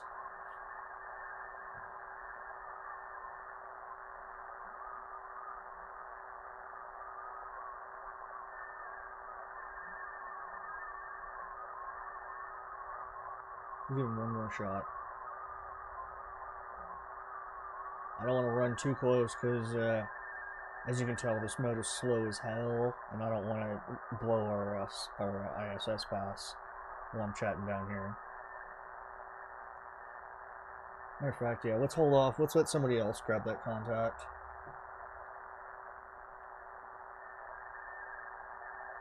And we'll just kind of note that he's there, and maybe after the pass, we'll come back and see. This band should kind of come up and should get stronger signals here over the next hour or two. So hopefully we'll have a little bit of luck. And if nothing else, I'll just blast out like 20 or 30 contacts. Which isn't the most exciting thing. It's fun to kind of run faster and make contacts, 2 or 3 a minute. So you may see how that goes. Actually, yeah, before the pass, I better go to the bathroom because PBR in needs to come to PBR out, right?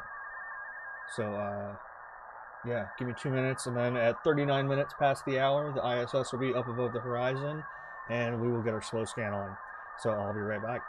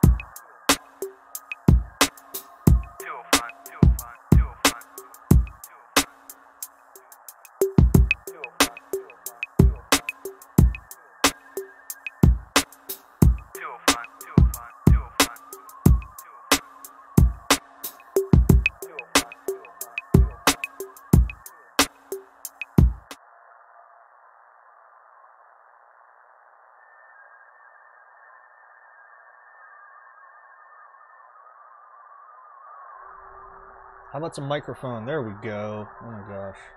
Pathetic. Alright, so we're going to kill the shortwave. And we are going to bring up the scanner.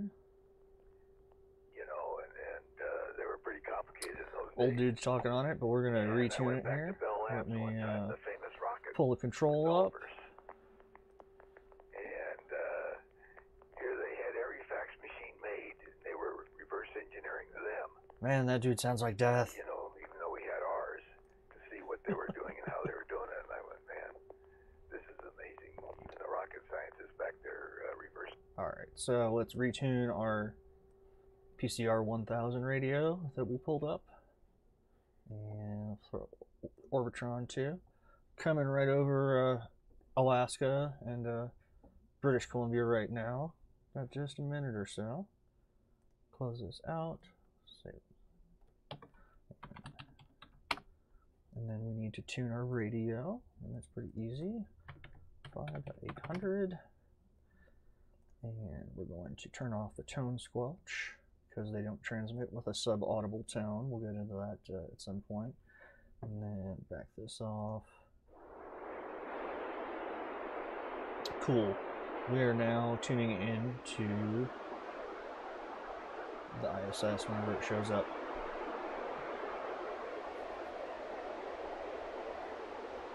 Hopefully we'll have some luck here. Yeah, that track that I have for the overlay, it's called 205. It's on my SoundCloud, and it's has some recordings of Fayetteville PD back when I lived in Arkansas. It's a very old piece of music. But yeah, I've thought about making some new music for the stream, for the bumps and stuff, and there'll be all kinds of deedles and stuff like that in there. Should be a lot of fun. So, get ourselves a fresh can. And stare at that Orbitron. Just came over the horizon. 0.3 degrees, 0.5 degrees. Hopefully they'll crank a couple of pictures out here.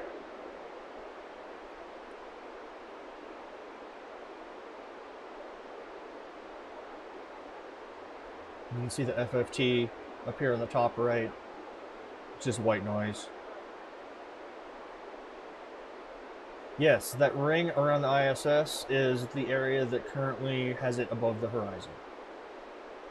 So we just crossed over here.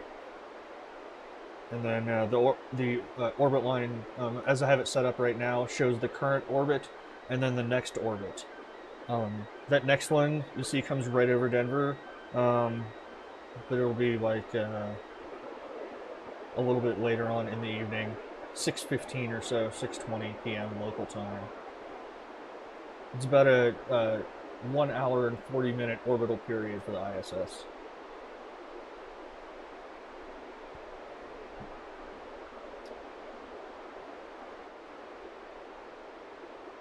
I'm sure we'll get a good image here if they're still transmitting though. So let's just be patient.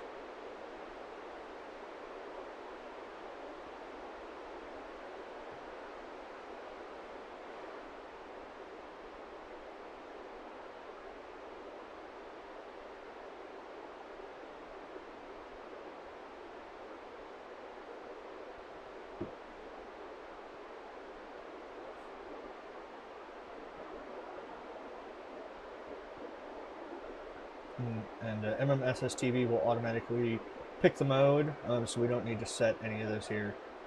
It'll grab it. There's a little 2-second ID protocol at the beginning that tells everybody's program what mode to receive the actual image in. So as soon as they come on, we should have them.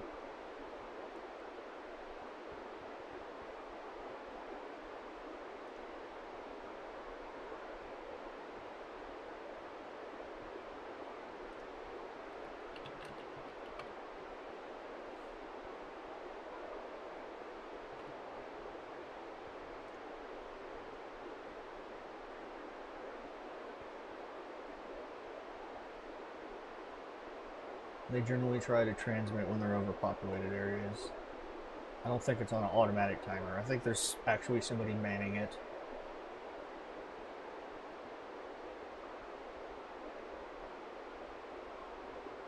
So let's see here.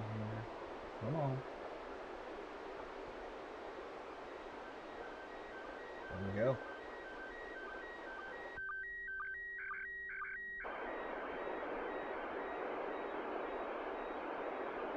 Hang for a second.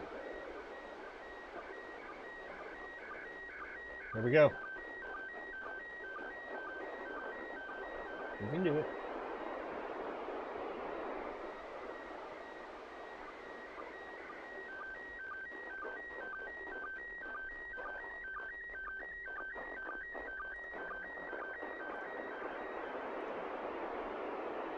A lot of fades on this one. Hard to grab.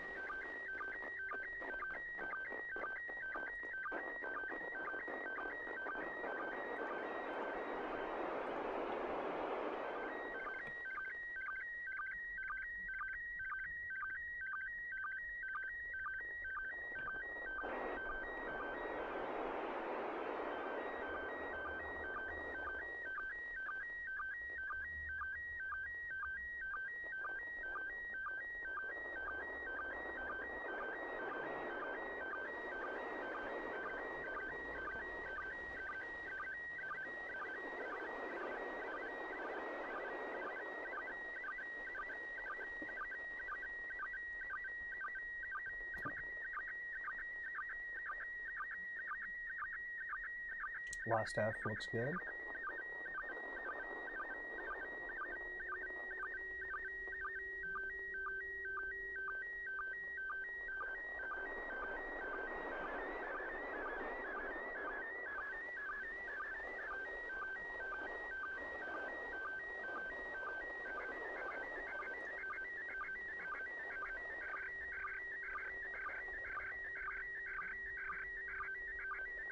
We're about 90 seconds out from the peak, so if they send another photo, we should be good for that. No, they're not listening. They're just transmitting, and they're allowed to do that by a special dispensation from the FCC and the IARU. So no, you can't talk to them on this mode. However, they do have a packet radio digipeater on there. So you can send a little burst of data with your call sign and a short message via packet radio to them, and they will digipede it or retransmit it for you. So you can use the International Space Station as a digital repeater for your little text messages. And then you can look online and find out all the stations that are set up to permanently listen to the ISS data repeater and find out how far you got with that. It's pretty cool. I've played with it a couple times, not really set up for it today, but it's definitely like another thing you can do. And then very rarely they'll actually get on voice, and you can just get on and talk and say, hi, how's it going? Usually that's coordinated with like school demos and stuff like that, so little kids can sit around the ham radio and talk to the astronauts, since third-party traffic is allowed, as long as you adhere to a couple of rules. So we're going to hang tight. We're at the peak, just past the peak, but we do have I don't know, probably a good 3-4 minutes left. 4 minutes left. So we'll see if they transmit another one, and hopefully we'll have better luck on that copy.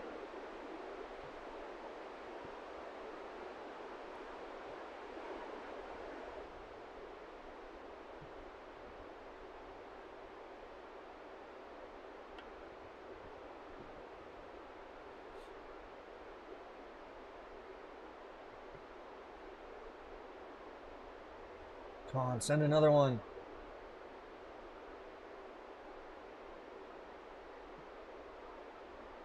I think they do 2 minutes on, 2 minutes off, or something like that. Yes! Rock solid.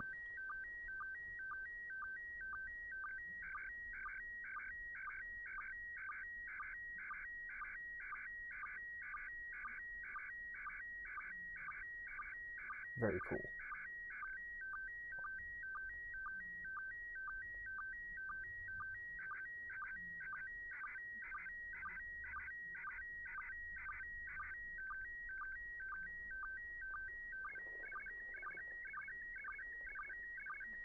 Come on, hang in there. It's like you're willing the signal. Stay strong enough.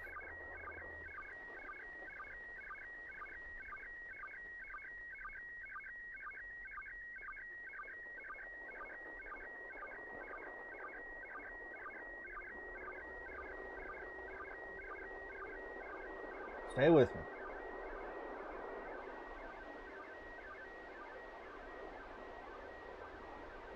Sometimes you just leave and come on back.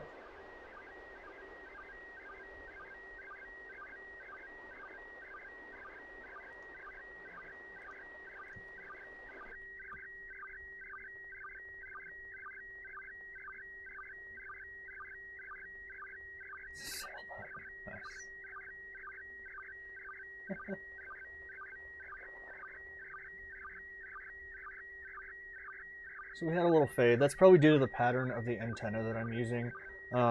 It doesn't have a nice spherical, even pattern. It's kind of flattened out and works better at the horizon. But it has lobes at various altitudes, and then it has nulls in between those. Yeah, so if anybody needs the WordPress link, that is nasaontheair.wordpress.com, because these astronauts are absolute internet wizards, very good at the internet, and as we all know, if you're good at the internet, you host your blog on WordPress.com. Yeah, it's the same concept. It's just my antennas here are 18 times larger than a 2.4 antenna. So yeah, sadly the ISS is leaving us. It's at 1.8 degrees and dropping quickly, so it's about to go over the horizon. So that's probably all of the ISS fun that we're going to have for this evening. I'm glad that we were able to get a couple of decent photos, though. A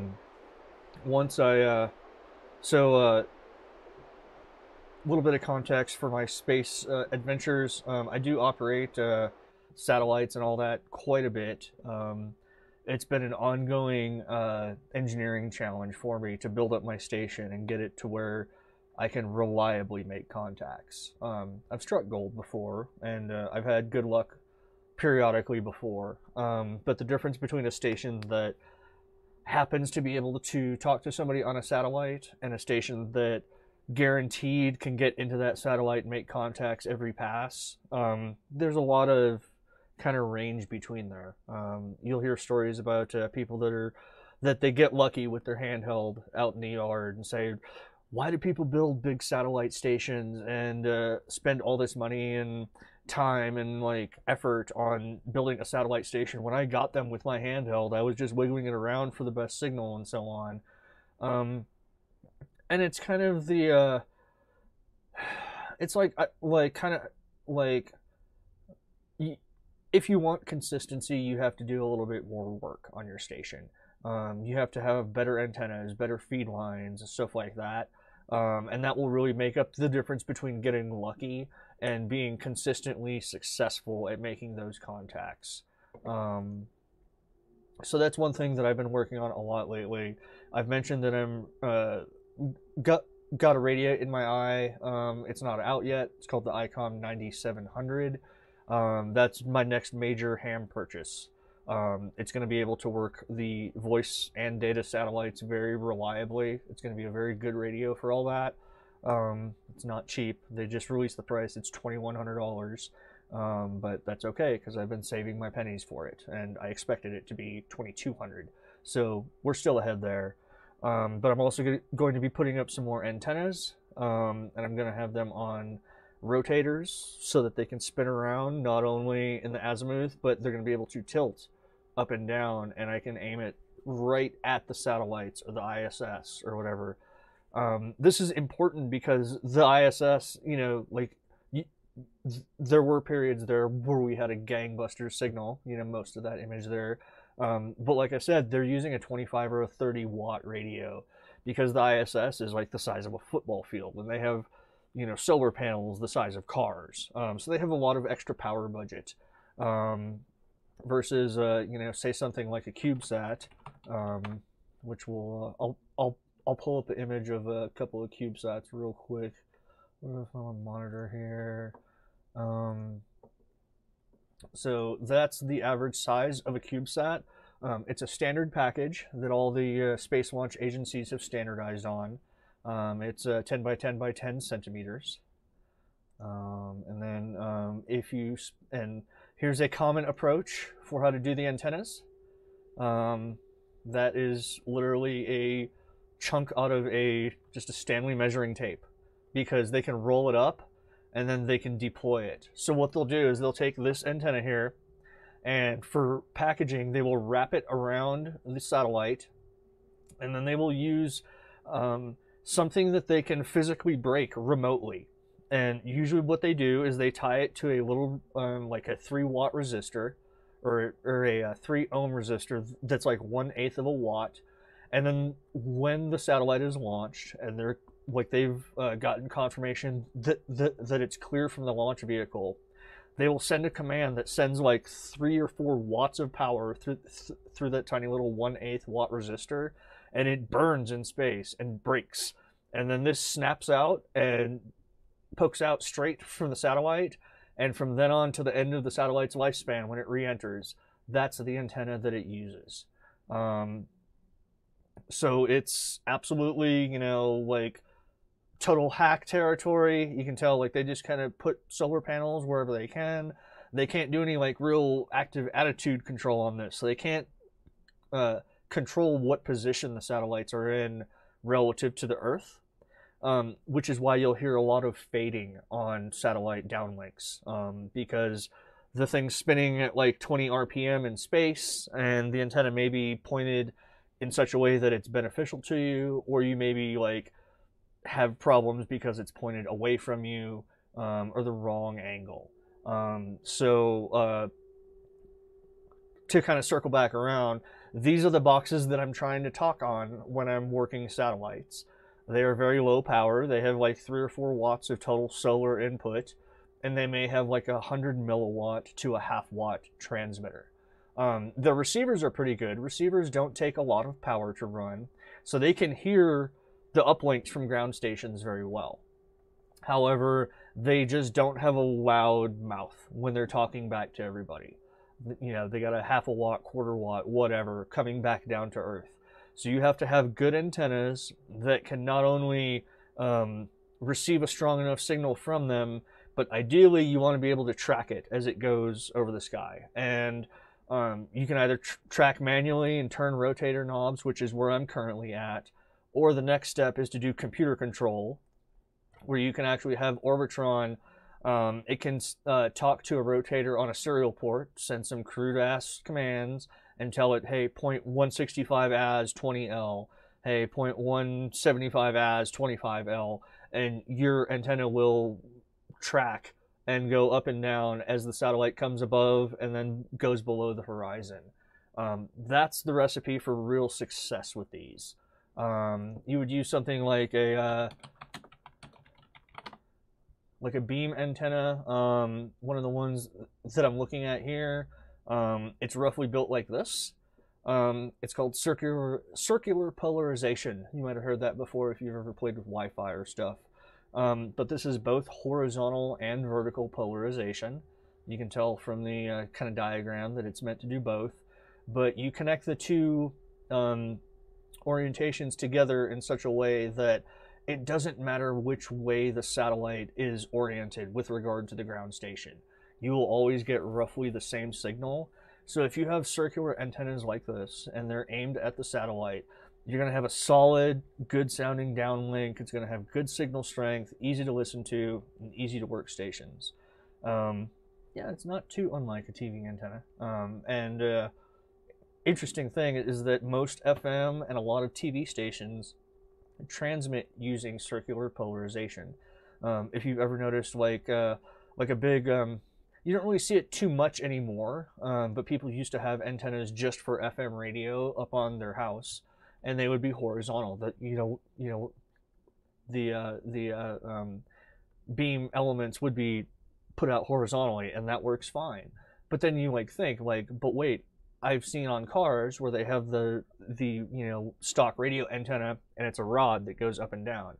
That's because FM stations transmit both vertical and horizontal polarization, so that everybody can pick them up. A lot of TV stations do that too. Not so much because people watch TV in cars, but because TV signals, when you get bounces off of, say here in Denver, we have bad problems with signals bouncing off of the mountains and then coming back in and then interfering with the original signal, and sometimes it'll cancel it out. It's called multipath interference. Circular polarization on TV stations will counteract that to a large extent, and allow you to get a solid signal on your TV, even if, you know, the transmitter is beaming straight to you, but also there's this reflection that's out of phase coming off the flat irons or something like that, and they're like trying to like cancel out in your receiver on your TV set. The circular polarization that I was showing will help kind of cut through that.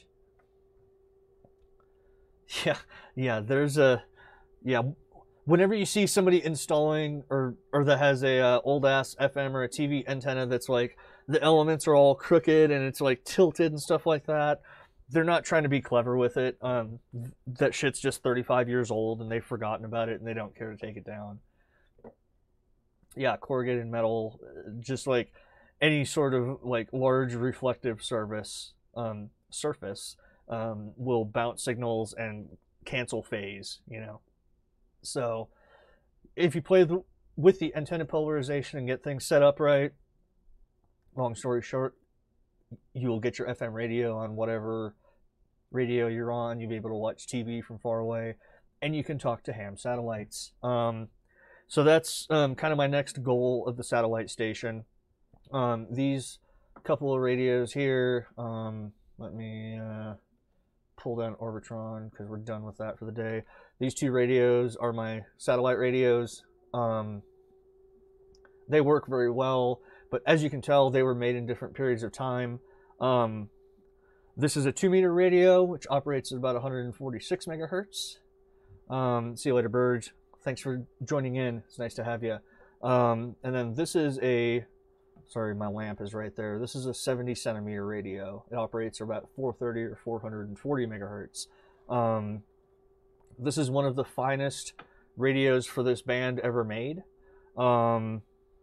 This is a good radio for the 2-meter band, but if I want a matching pair, the matching unit for this is very flaky. It wasn't very well manufactured, so I'm avoiding it.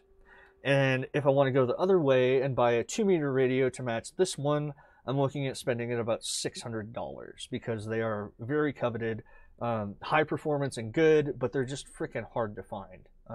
It's called the ICOM 275, and it's really tough to find one in good shape for less than like $500 or $600. So that's one thing that kind of drove me to go ahead and decide to purchase the new ICOM 9700, which is both of those radios in one. It's going to have a bunch of extra features. It's got higher power. It's got better sensitivity. And it's just a nice all-in-one solution. And I've been in this game for a while. I got my ham license when I was 11 years old in 1991. So you can do some math there. So I've been a ham for like 27, 28 years now at this point, and I've never bought a new radio. I've always bought like thrift store, flea market, swap meet radios used off of eBay, off of the, you know, online ham classifieds and stuff like that. And they work well, and I know how to shop. But there's still a certain amount of not only like not knowing like if somebody's taken the golden screwdriver to it inside, as you know, as we tend to term it. Usually they don't know what they're doing and they fuck it up. Or yeah, maybe you just want a radio that nobody's gotten their slobber all over the microphone on before. You just want a brand new radio. So that's one reason that I've been saving up for that ICOM 9700. When I do get that, I'm actually buying 2 radios on that day. The 9700 is for VHF and UHF. It's not out yet. It just got FCC approval. But the matching unit that covers the shortwave bands is called the ICOM 7300. That's been out for about a year and a half now. It's proven to be one of the most popular and most loved radios of the past 20 or 25 years. Everybody really likes their 7300. So here on the stream, after that 9700 comes out, we're going down to Ham Radio Outlet, we're slapping down a big stack of money, and we're going to buy both, because this 746 is coming up on like 17 or 18 years old. It does the job, but it has some limitations, and it is kind of just getting long in the tooth. So we're going to clear out the bench here. We're going to have like 2 nice, beautiful radios. We're going to do a live unboxing and setup and all that to guarantee that everything's in good shape, and just kind of explore those new radios, because they got touch screens and they've got like built-in waterfalls and stuff like that. It's going to be really fun and really exciting, but that's not going to happen until the 9700 is out, which is sometime around April, we think. We don't know.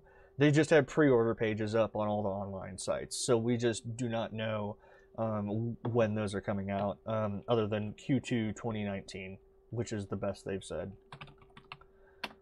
So let's see. We've kind of wrapped up our ISS fun for the day. So I'm going to go ahead and pull down the scanner, and we're going to just poke around the 40 meter band a little bit.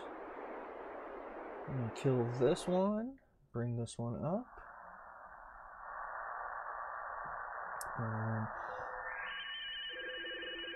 There's lots of RTTY going on there.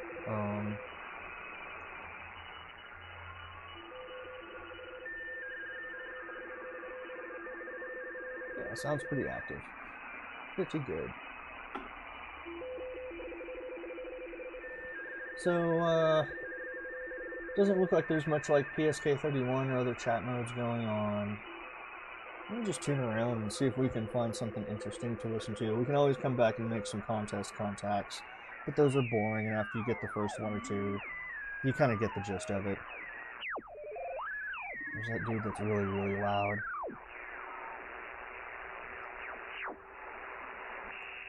Let's see if anybody's just chit-chatting on the lower sideband.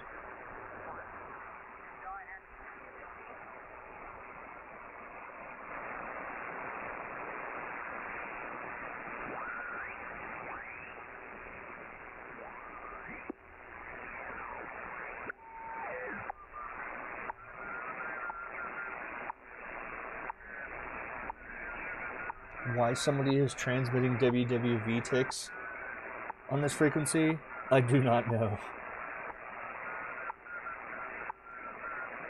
I mean, sounds like a time station to me.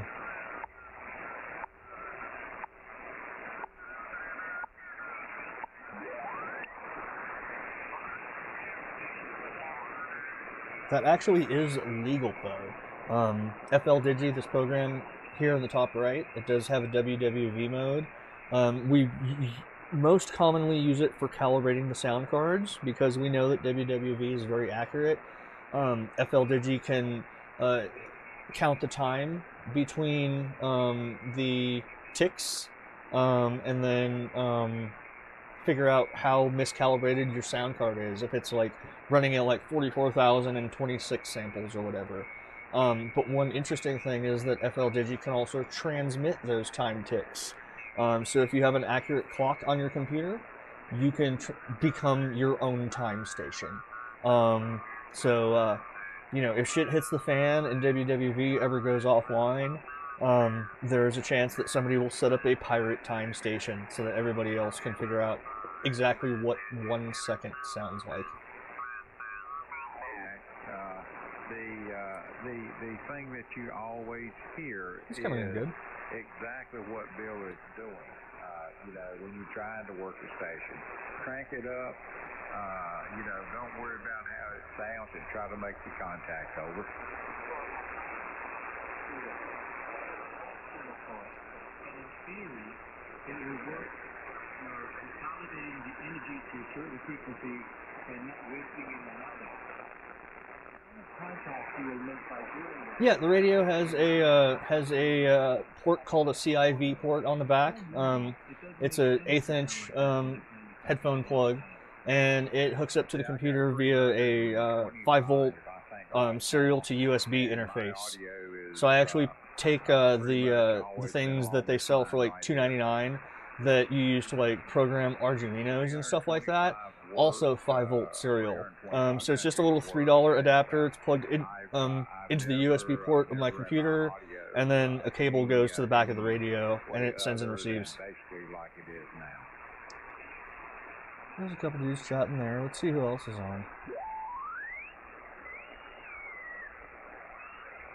And that's also how we tell it to transmit. It sends the PC sends signals to the radio to go into transmit or receive mode. There are other ways to do the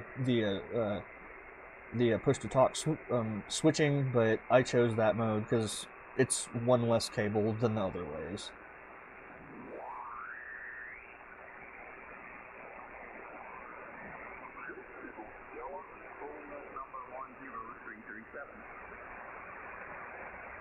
There's a couple people chatting.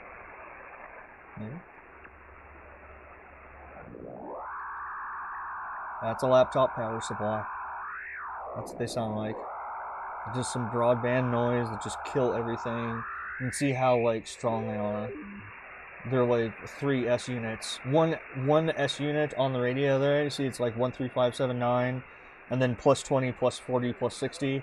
Each of those S units is theoretically 6 decibels. And then past S9, you just use plus 20 dB, plus 40 dB, so on.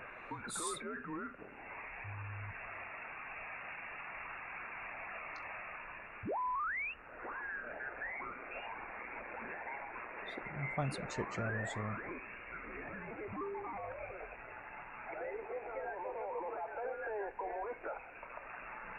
Propagation is very good from South America right now, so you'll get the Espanol invasion. I'm not fluent enough to talk it on the radio. I can understand, like, if somebody speaks slowly and clearly and they're here in the room, I can probably carry on a conversation, but not through a SSB channel. No way.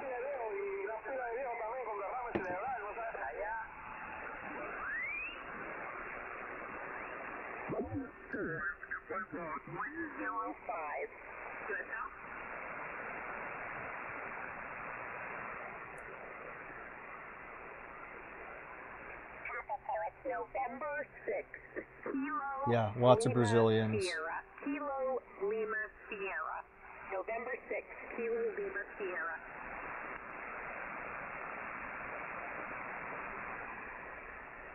Okay, thank you. Thank you for calling me tonight. I really appreciate it.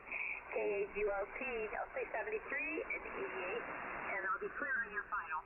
73s and 88s, always. So 73 means goodbye. 88, we try to shy away from it these days because it means hugs and kisses. It's not a Hitler thing, it's just hugs and kisses. But you'll hear it from the female operators, or the women operators. Bad word on my part there. From November 6th, Kilo Lima Sierra, November 6th, Kilo Lima Sierra, looking for OM contacts. Kilo November 7. Number stations are still a thing. We get a couple questions about them now and then. I haven't had much success in tuning them in lately. Russia still runs them. Cuba still runs them. Suspected that China still runs them. So yeah, they're out there, but they are one-time pad encrypted as far as the actual information they're trying to pass over. So if you're not the spy out in the field, there's zero way that you're ever going to get any sort of content out of number stations. So they're just kind of interesting just from a curiosity standpoint. It's still very cloak and dagger, and yeah, they still keep them running for sure.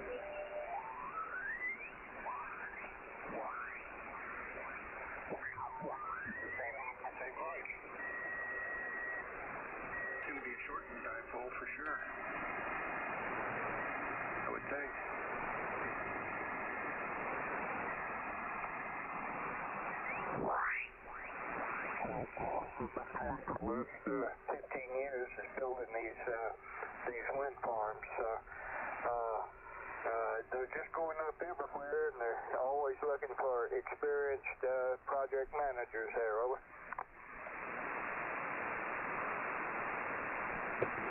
Yeah, the only time that one-time pads work are when you know, you can securely distribute the keys.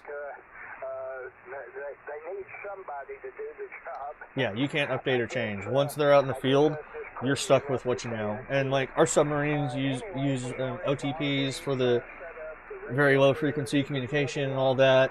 Our high altitude strategic bombers use OTPs. It is the best encryption that you can use if you can keep the keys secure. And that's the big thing with one-time pad encryption, is key security. And that's how we cracked Enigma back in the day. We'd get various leaked keybooks off of captured U-boats or whatever, and then, you know, figure out what their rotation was and so on. And if you can keep the keys secure, OTP is uncrackable. It's solid as a rock. Yeah, the Woodpecker, Duga 3. Let me pull up the screen real quick, because this is one of the most amazing antennas ever built. If you've ever played some of the Stalker franchise, you may recognize this. But there it is. That's Duga 3. Get a new tab here. Nope, that's a thumbnail. Let's see if we can actually click through. You know what I really hate is how they used to have open image in new tab.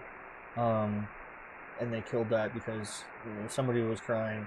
Getty Images, if I recall. So yeah, that's Duga 3. It's a huge HF antenna installation. Variable frequency. They could set it up to operate on 10 megahertz or 12 megahertz or 6 megahertz or whatever. They'd run a couple of million watts of power through this. Yeah, if you right-click on the image, you'll get open image in new tab, but there used to be a thing over here that is like view image or something like that, and it would just pop it in a new tab. And somebody complained that they were getting their assets or IP stolen, so they yanked it for some reason. Yeah, actually images, yeah. So close up on Duga 3. These are the dipole elements. So each of these is connected to either the shield or the center of your coax, we'll just say. And then all those are phased together with very specific feed lines of specific lengths, such that not only does the signal in its default configuration all come from these antennas at the same moment, but they can steer it. So if you make the coax lines longer on one side than the other, say like back here, the lines are all like 100 feet long, and over here they're like 120. Whatever RF you put at the main feed point of this array is going to take a little bit longer to get to these near ones that have 120 feet of feed line versus the ones back here that have only 100. And the net effect is that your signal will be beamed off axis on this. And that was a big part of why this was such an effective array, is that they could point their over-the-horizon radar anywhere from like Western Europe to like straight north through Siberia, which of course you go straight north from this area, go over the North Pole, and you come down straight through Canada, and you can launch nukes, ICBMs, whatever, just like right over the Canadian border into the States. But this was meant not for launching nukes, but for detecting nukes. This was part of their countermeasures against American nuke launches. Didn't work on like traditional radar principles, but they could tell when something was up in the air and moving very fast. And this had a fairly broad beam width, so they could cover like several thousand square miles of the sky with a particular radar pulse, and then at least know that something was inbound and coming in. And this could reach very high altitudes, so it could pick up ICBMs at the peak of their like big ballistic stuff or whatever, you know, so they wouldn't be caught with their pants down, basically. They had to have an array this large and this complex to offer complete detection of any, you know, fucking Minutemen or whatever that we were launching. And again, that Great Circle thing, we're not launching them east towards Europe and over Europe. We're launching north from North Dakota. Now you know why all the silos are in like desolate, like upper Midwest states. Launch them, go straight north over Canada, over the pole, and then they come right down into Moscow's backyard. So that's how the over-the-horizon stuff worked back in the day. And that's kind of how it's starting to work again. not so much the Russians, but I mentioned this on the last stream a while back, shortly after our fine orange president got elected, actually. A bunch of enthusiasts and just general radio nerds started to notice that they were receiving over-the-horizon radar pulses from directions that they hadn't heard in years. You can't really detect, like, there's no information on the radar pulses, but because people just kind of know the timing between the pulses and so on, you can figure out what country has their radars running. And they figured out that the Chinese had spun up a bunch of new over-the-horizon radar transmitters that were pointing pretty much straight towards the Aleutians and straight towards Alaska, kind of on that northern path. And that gave people, a little bit of nervousness that China's getting ready to go to war with us and so on. It was just kind of an interesting thing to notice that this coverage area that they weren't really caring about for decades, like they shut down their Middle Pacific transmitters for decades. Like back in the 80s, they stopped worrying about nuclear war from the U.S. As soon as Trump got elected, they fired those things up and they started looking for nukes from us. So that kind of sheds a little bit of light on what the Chinese, what their position is on this whole administration and state of like international relations and stuff like that. Pretty interesting. A little spooky.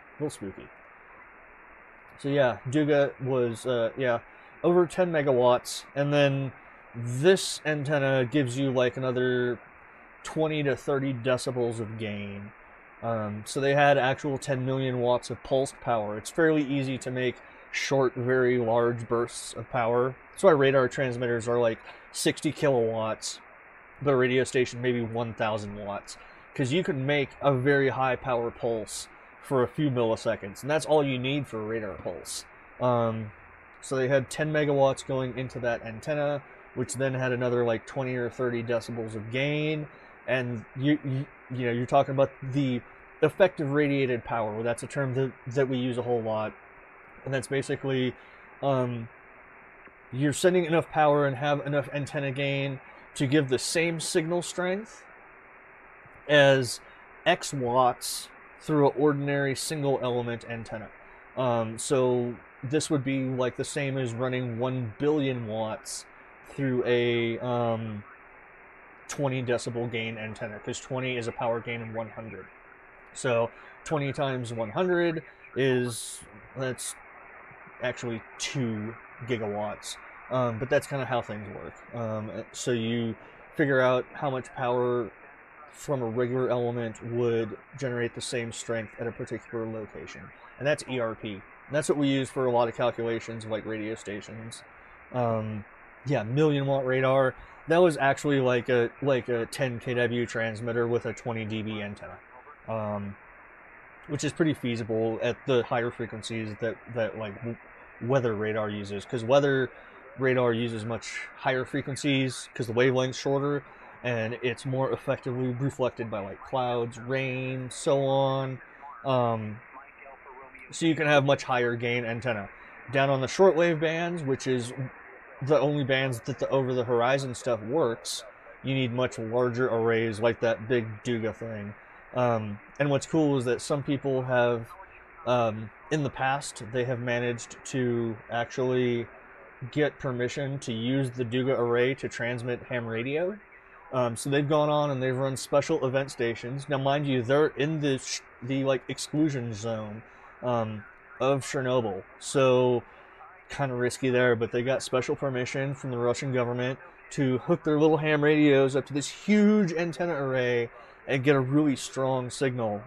That was because of the way it was built. It was beaming towards the U.S. and they were able to talk to a lot of hams in the U.S.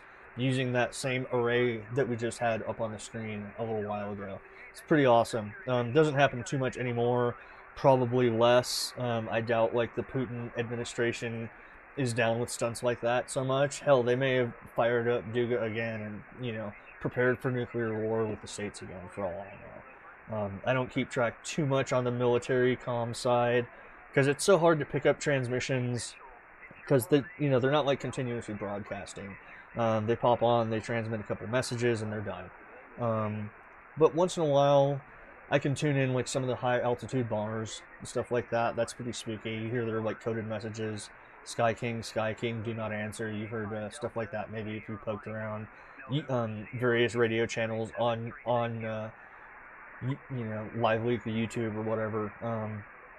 Kind of spooky to hear us talking to the strategic bombers flying around the eastern Asian coast constantly. We have them up in the air 24/7, and then we send messages to them, and they have to decode it with their one-time pad.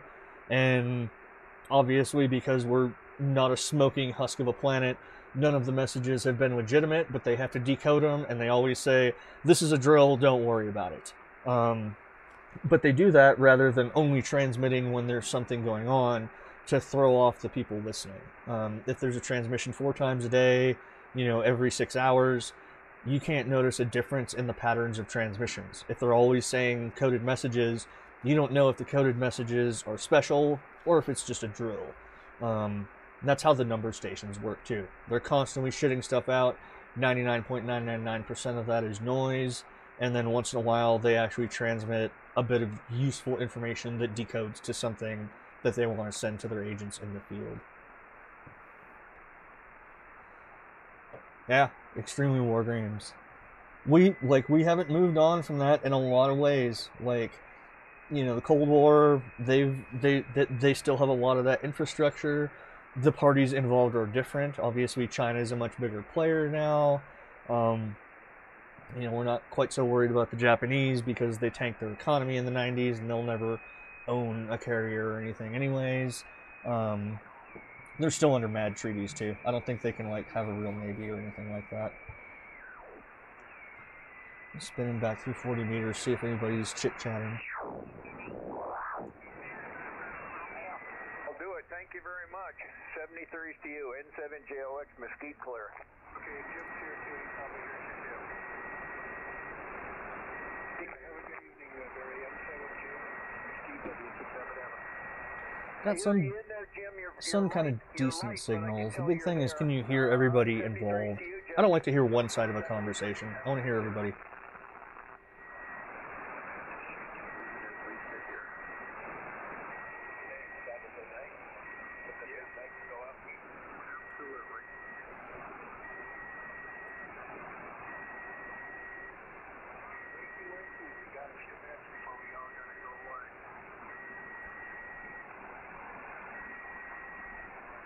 That periodic beeping isn't anything of actual information. It's just, again, some computer device nearby or something like that it's got an oscillator that's doing that.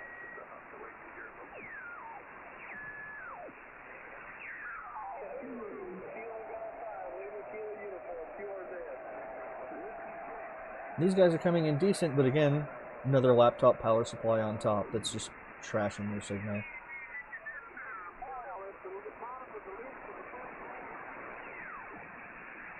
Trying to get some real fireballs. There's some guys on here with some really big high power stations that just sound great and they're a pleasure to listen to.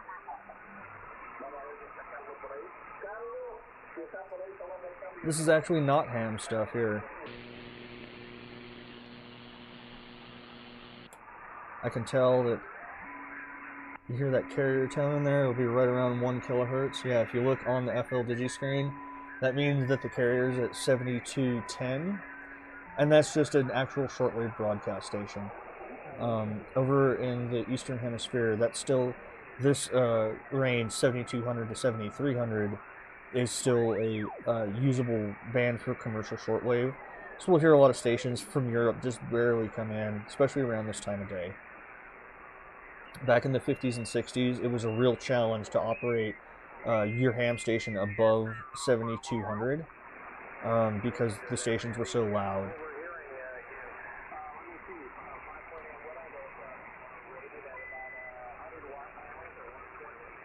100 watts, yes, sir. Okay, there you go. One way you can check current without a battery is with short circuiting it. And on the back it shows a short circuited AC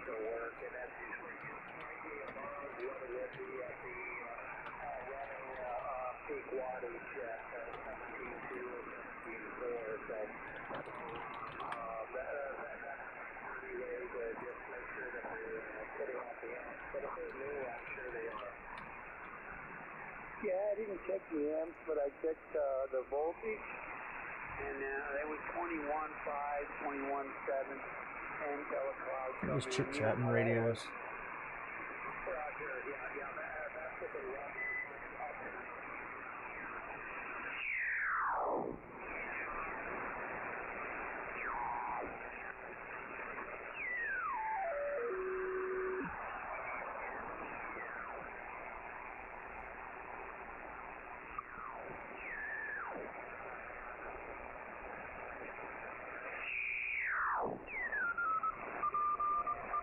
So 7100 to 7125 is a very common place where you'll hear, it's called the straight key operators.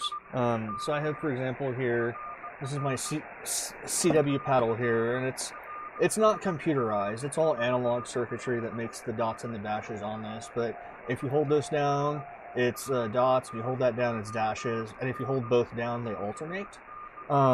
That's called a paddle, and that's the way that most operators send these days because there's a lot less wrist strain and just the motions are easier and you can send a lot faster.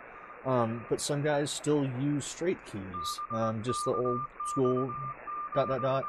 dash ... you know, whatever. And they hang out right around this band. So if you have a straight key, you hang out in this region. If you have what's called a QRP radio, something that's less than 10 watts, you hang out here too. This is basically where the casual enthusiasts of Morse code hang out. They're not looking to like crank out a bunch of contacts. This guy has a pretty good 14 words a minute or so. Hopefully our decoder will kind of zone in on their conversation a little bit. It's still remarkably difficult for a computer to decode Morse code. There's a lot of signal analysis in there, and it's basically an unclocked signal, or it's self-clocked. I guess is more accurate. And when you add on the fact that the generator, you know, specifically the straight key guys, are kind of inconsistent in their timings, it's really hard for a computer to actually decode that. Much easier for a human brain. I can do it, but not when I'm streaming. I'm focusing on too much stuff here. Maybe I'll get to the point where I can put on headphones and head down and actually make some light contacts, but definitely not today.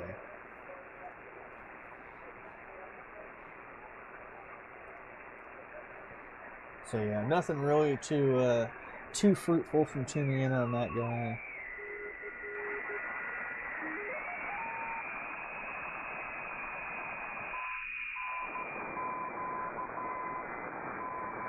And you're somebody sending nice and slow. If you just want to operate 5 or 10 words a minute, you hang out like, you know, around here.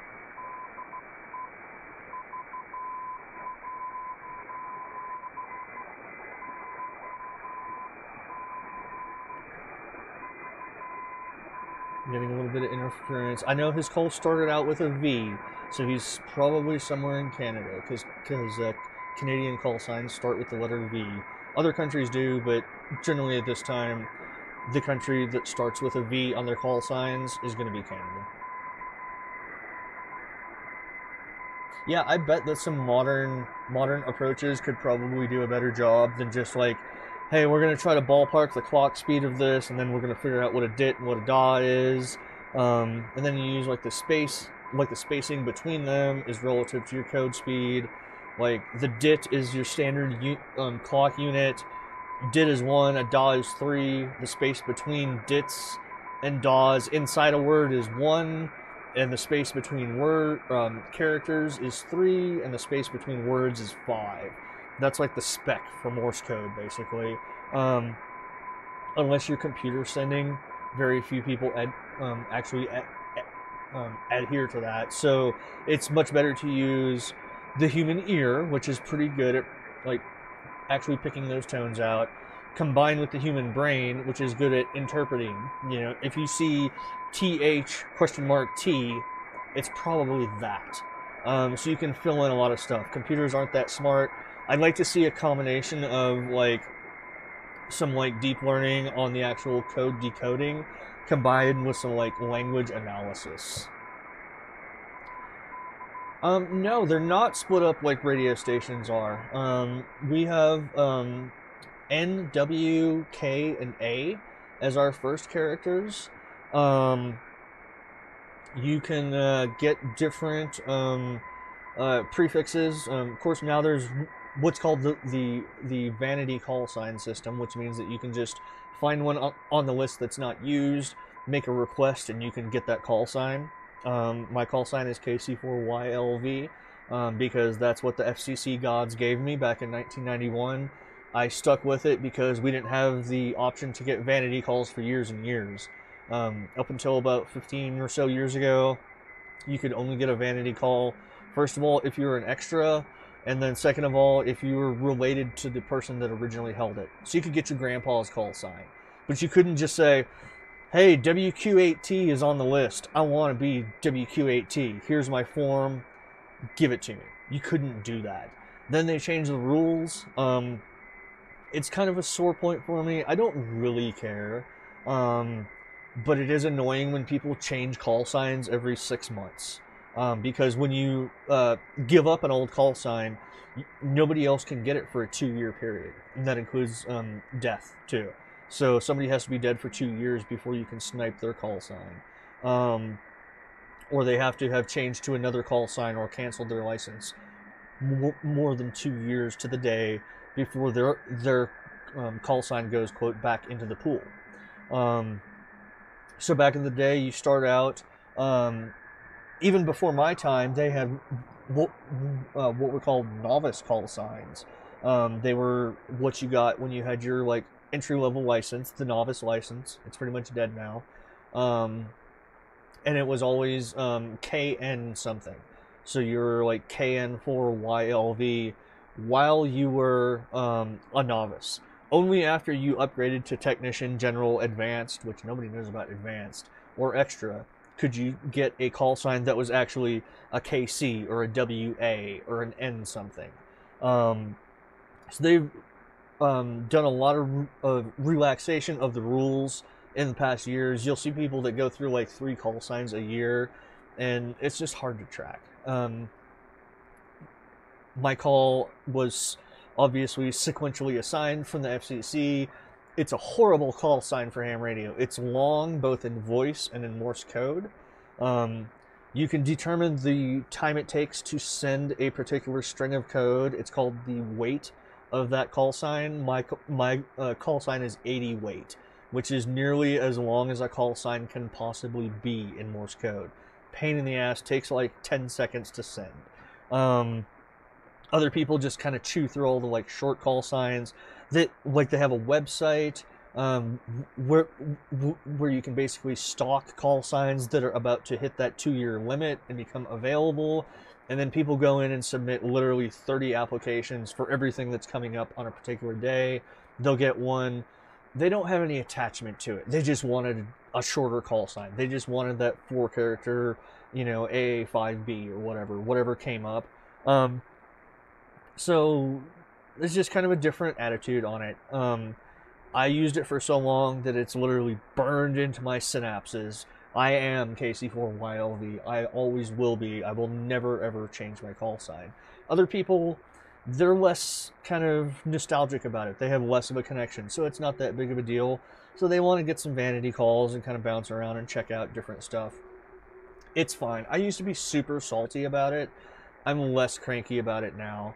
I'm trying to think of the shortest one. Like the call sign. So you have to start it with a K, a W, an N, or an A.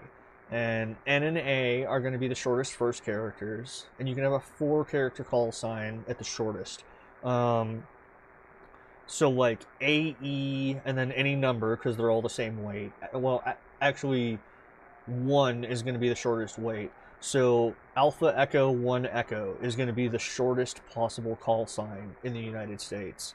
And yeah, Cat5's right. There are 3-character call signs all over the place, but those are special event station call signs. They started issuing those about 10 years ago.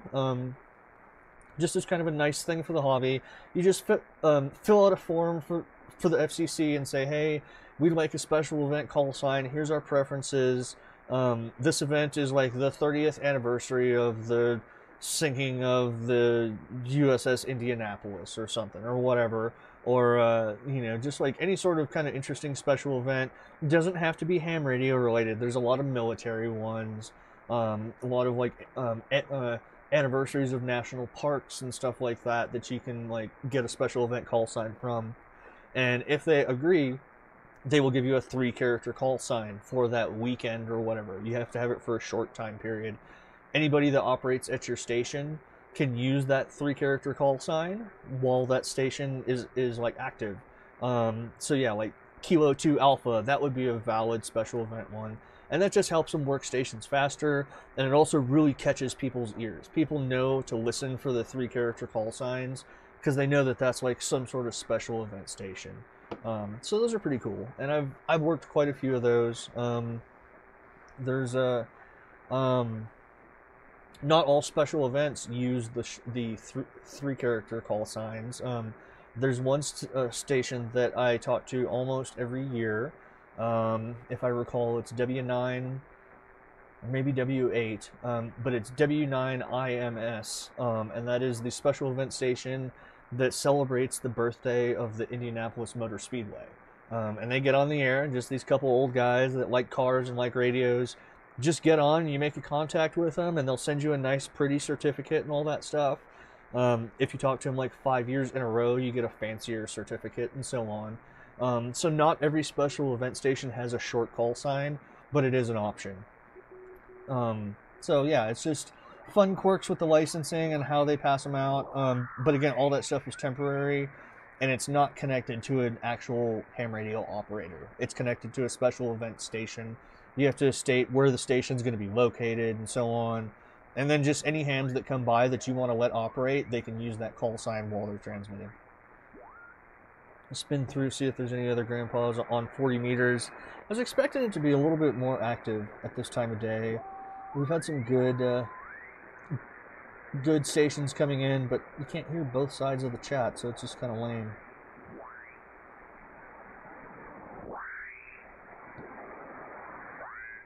All 4 of them it'll be flat. Okay, and the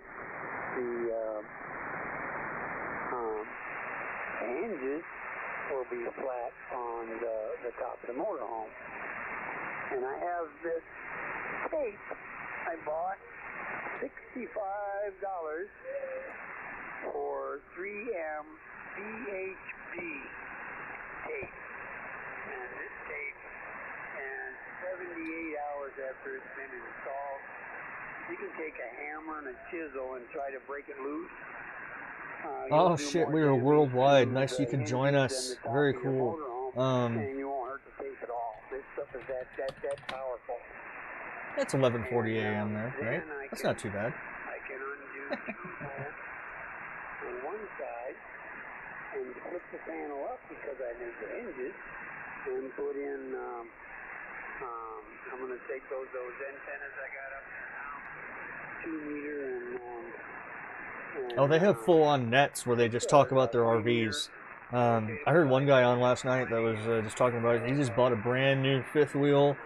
He was looking at the bumper pulls and all this, and he just decided to just treat himself. So he just went out and bought himself a $105,000 5th wheel. You know, one of those super fancy, huge ones. They love their motorhomes. There's actually meetups where all the RV hams will get together and just invade like a state park for like a week or something. So it's like you have like 350 hams. They're all 90 years old. They all have these like 100K motorhomes, and they all have ham stations in them. And they're just basically fighting each other. Because with these shortwave stations, like with the big antennas and stuff, if you're 100 yards away from somebody and they hit transmit, it's going to basically deafen your radio, at least temporarily. So they're all just like fighting, try to get on the air and stuff like that. But they have a good time, and it's a social thing, and you know, it just lets them kind of chit chat and meet up and do their thing. But yeah, there's a lot of RV kind of subculture in the ham community. Oh yeah, everybody loved House Bus, and they loved the story of House Bus. For those of you that haven't known me for too long, we moved to Denver in 2014. We sold our house back in Arkansas, and came out here after buying a $4,000 37-foot Class A motorhome, and we lived in that for 2.5 years. That was a big adventure. Everybody I talked to on the air loved it. They thought it was the coolest idea and just super fun. They love RVers. So yeah, and I had it set up pretty good. I had a nice station up in the passenger seat and all that. It was a comfy operating spot. Oh yeah, I bet the astronomy gang loves to have a good motorhome. You go out back behind the hills so you can get nice dark sky. Yeah. I forget the exact scheduling on it. We might do a special session because there's a really nice local net on VHF here, and it's the astronomy net. They've been running it for over 20 years every week. All the amateur astronomers that are also hams get on the air, and they just talk about space. They talk about, man, did you see Jupiter ascending last week? That was beautiful. I got a couple shots on it off my, like 12-inch Meade reflector or whatever. And they talk about iridium flares and comets and all this stuff. And you can tell that they just love it. And it's a really neat way to get just kind of a casual eye into the little more serious than just like amateur astronomer. Like, these guys have significant investments, like telescopes and stuff like that. Yeah, it's not that movie. They got nice telescopes and all that, and they go out on those excursions, in their motorhomes and all that. And then they just like look at stars, and then once a week they come in and they talk about, hey, here's what I was able to look at last week, and they just love talking back and forth. That's one example of like why I think, or one rephrased, one example of what I think the most. Hang on. I'm getting a call from somebody and I'm not answering it. Those of you that know me can tell who it is. Anyways, kind of a deeper bit of philosophizing on this. Ham radio sucks when all you're talking about is ham radio. It's boring. Everybody knows what the equipment is. It's fairly hard tech. And you can study up on it on your own. Where it really shines is when you use radio to bring together communities and groups that otherwise would not be on the radio, and use it on as a communication medium. For example, the astronomy guys. It is really cool that they're using radio, which, yes, they could get on a Skype or a group chat or something and do that and talk back and forth, with their like 3 or 4 buddies, but they'll never get anybody new in the fold. Another example is, in a lot of areas, there's an active off-road and 4x4 community. Something like that is a perfect place to introduce to ham radio and say, hey, check out this communication service. Here's what you can do with it. You can talk far on it. You can send digital signals. You can send pictures. You can keep track of your loved ones with it and all that. But you're not talking about the radio itself, because that's the most boring shit. It's best when you integrate this hobby with something else. And that's a big reason why I've been doing the stream a little bit and why I'm so excited about it, is because that's kind of my little angle on it. I sit here and I play radio every night. Every night of my life, I get on the air, I make a contact, but I'm doing it by myself. There's nobody else here with me. So the stream kind of helps me bring people in and we can chat about it. I would love to get enough people in Denver that both do Twitch streaming and are hams, that we could do a weekly Twitch net and just chit chat about that. And you don't have to stream about ham radio. If you're want to talk on the radio about your Twitch streaming of your Fortnite game, great, awesome. But use the hobby to act as a communication service for whatever else you're doing IRL, because the radio stuff itself, it's fairly head down, it's fairly focused. And after a certain point of time, you just say, I cannot take one more instance of a guy talking for 20 minutes at a time about, yeah, I got this new radio and it's got a bunch of buttons and I sure don't know how to work them. Gosh, the old radios were a whole lot simpler. Why don't they bring back the old radio? Like, that shit is just boring and it's horrible. And there are a lot of tropes and a lot of ruts that you'll hear very commonly. bitching about new radios with a whole bunch of menus, talking about their old radio that they had when they were 13 that worked so much better than this one, and so on. And it gets monotonous and it turns people off. There's an old Simpsons joke. Years and years ago, it was probably like some season 6 shit or something. Patty or Selma, one of them got a ham radio, and like they were like, "Cool, what do you talk about on it?" And it pans over to the radio, and some voice in Russian comes up and says, "Da da da da da," and the subtitle says, "I have a ham radio," and that's the epitome of the worst conversations in this service. Is when you just talk about the fact that you have a radio, talk about your different radios, talk about the radio you used to have, talk about the radio you want to get. It's super boring. Anyways, end rant. Had a question, backpacking stuff. I have a portable setup. I will actually pan down the rag chewers here because they're just kind of running their mouth, but nobody's strong enough to really enjoy there. Let me share my screen real quick, and I'll show you what my backpack rig is. Let me pull up my monitor here. 1 second. Cool. So I own, after a long search, these are rare and hard to find, but I own what's called an ICOM 703. It is one of the more focused radios for like portable and backpacking use, to the point that this is a sample image. This is actually from ICOM's site as to what they marketed this for. This is a shortwave or an HF radio, as we call it, but it transmits on shortwave bands. Generally battery powered. It doesn't have an internal battery, but you can plug one in, and it's very low power and very efficient, meaning that you can run it for a long time off of a small battery pack. If you bring like a 20-watt solar panel and have a small pack made of like AA batteries, you can theoretically operate this thing 4 hours a day indefinitely. So I have one of these. I actually use it as the radio in my truck right now. It has a peak power of 10 watts, as opposed to this radio right here, which is about a 125 watt radio. So it is a lot lower signal. But the difference is that you can get up into really good locations that help your signal propagate very well if everything's on your back or in your backpack. I actually don't have one of the backpacks for this. This was a separate item that they sold as part of the whole like setup. You can see here, like he has his faceplate that pops off, and it's on a little chest rig in front of him. This whole rig, that backpack, now goes for like $300 because it was so rare and so few people bought it. Yeah, the specs on this is, I'm sure there's a spec thing here. Somewhere. Let's find it. Oh, I'm using my OS 10 shortcuts again.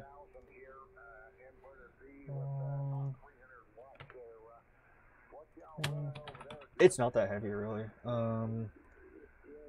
This should probably bring us there.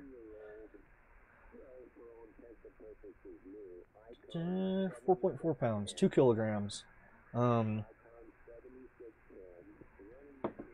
The antenna is the other thing that you need beyond the battery, but an antenna can be as simple as 20 or 30 feet of very thin wire that you just throw over a tree branch.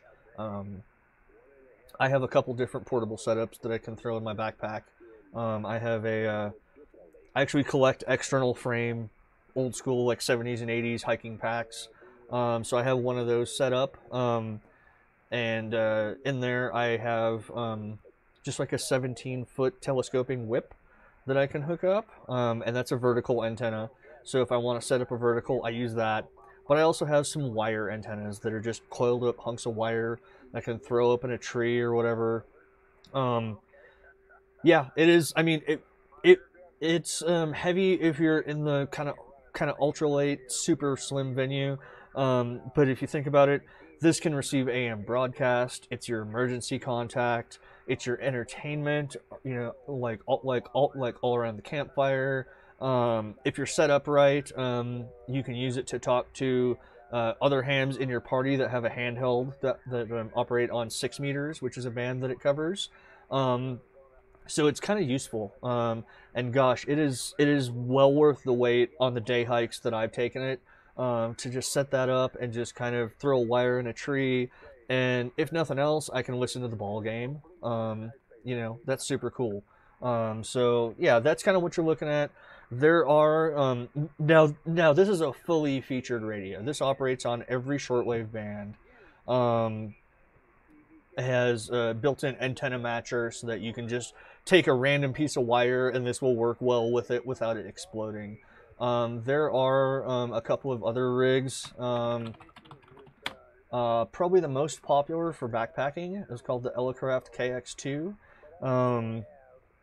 And you can see it's very, very much oriented for that sort of ultralight backpacking thing. And to the point that down here, that's actually the same as my code key here. You can just take this thing. It has an internal battery pack. You hook it up to a wire, and you can send Morse code with nothing else needed. That guy actually appears to be using Cat5 strands for his antenna. And yeah, how do you know if somebody has an Elecraft? Don't worry, they'll tell you. This is they're made in the USA. You can get this either as a mostly assembled kit or as a completed device. And people are extremely proud of them. They think that they're the only ham radio worth buying. They're not particularly cheap. What was the KX2 run? $750 for that radio right there. But this is optimized for backpacking. Specs. Let's see if it has physical dimensions on here.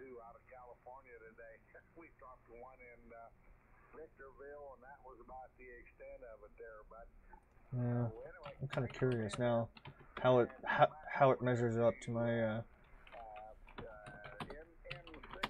703. So that thing's only 13 ounces, so that's half the weight of my portable. And yeah, you can plug a microphone in, you can operate voice. These things are super slick, but they are very focused on the tiny backpacker community. They're not very comfortable to operate like here on the bench or anything like that. But if you want to throw this in your bag and go, you'll have great signals coming out, and you'll be able to like hear everybody.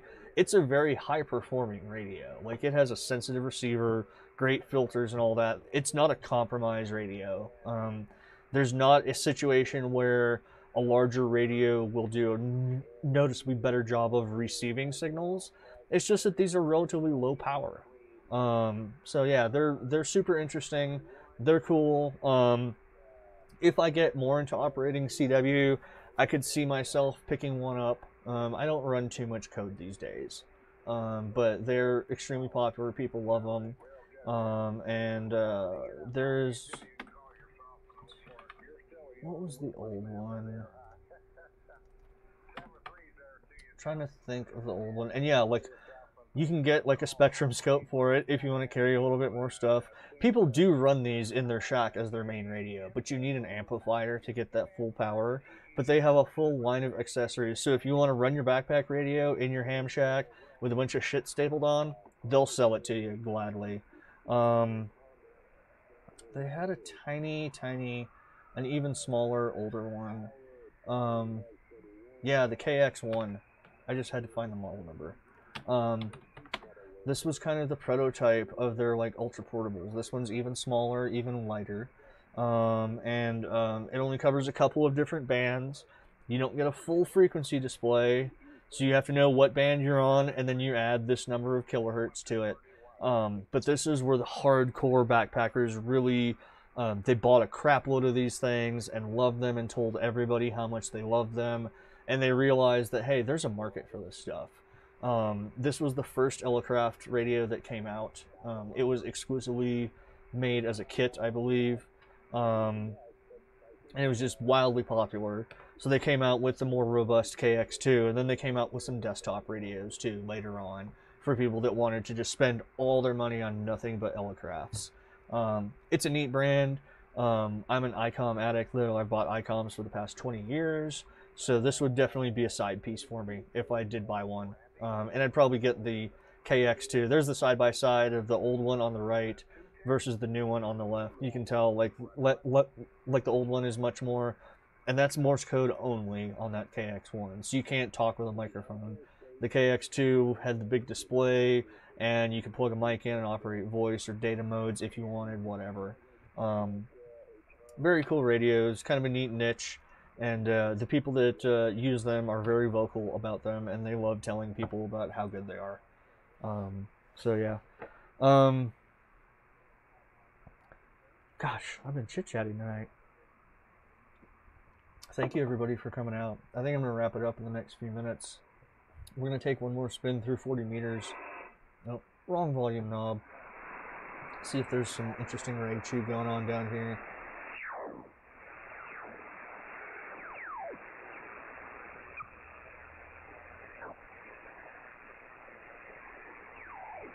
Sometimes you'll spin past a signal and be like, what was that? And then they're gone by the time you spin back. That's the kind of disadvantage of these older school radios that only like show one frequency at a time versus the newer SDRs where you have the nice waterfall display. You see like half of the band at once. You can pick out kind of intermittent transmissions and then go back there and listen. Hopefully catch more stations. But this is just a whole bunch of knob spinning. It's about the bottom of the voice band there. Actual sideband voice communication is 125 to 300 on here.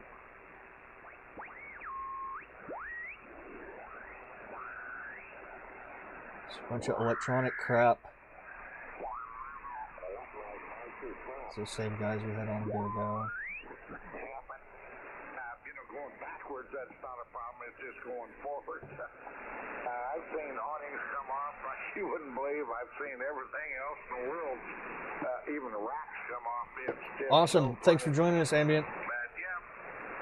Make sure to follow Saturday afternoons, Wednesday nights, Mountain Time. Have an extra head and another additive to the thing. It doesn't cost you a damn thing there, bro, except you got to drink my beer. But I will have good beer.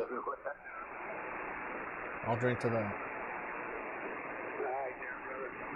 Yeah, I appreciate it. You know, I'm always willing to listen. You guys got a lot more experience with this than I do. And I'd love to see Mike again. I mean, I enjoy him. He's a nice guy. And, you know, I really enjoy your company, too. Yeah, that's a linked repeater network. That is, that's actually the latest rage. We'll get into linked systems more because it's a point of contention. But yeah, long story short, you used to have ham repeaters that you had two different repeaters on two different mountaintops, and whenever somebody was talking on one of those repeaters, there was a backhaul link, and they always used RF, use another ham band with a directional antenna to send the audio from the first repeater to the second one, and then vice versa. So you could get two coverage areas around a couple of mountaintops, 100 miles separated, and then use a link between the two, and you have a big coverage area. That's how we did it for decades and decades. And then the internet showed up, and we started to be able to use just voice over IP codecs to link those instead of actually using RF. And that gave us a bunch of technical power and started a huge debate in the ham radio hobby, because some people consider internet linked ham radio to not be real ham radio. For a while, I was of that camp.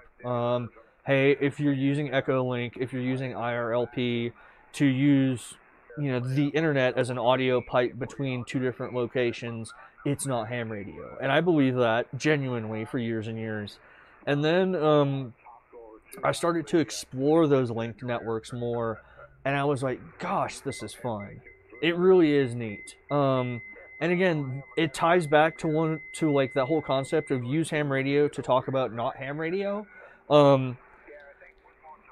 So, you know, say you have a niche topic that you want to talk about. Let's say RVs. There's not enough RV owners that are also hams in your local area to carry a net. You know, you can't get like 8 or 10 people checking in once a week and having enough interesting discussion in your like little 50-mile radius.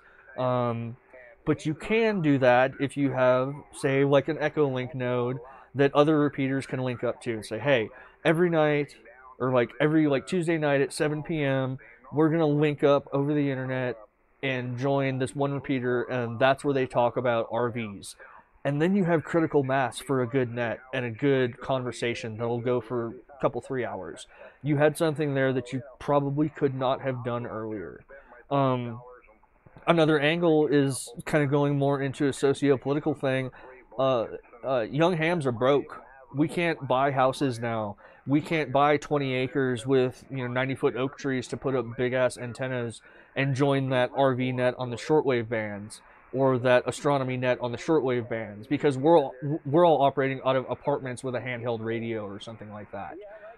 Once you start to look at the internet link networks in that light and say this is enabling people that otherwise would not be on the air to get on and talk about the stuff that they love, then it becomes a much more attractive proposition.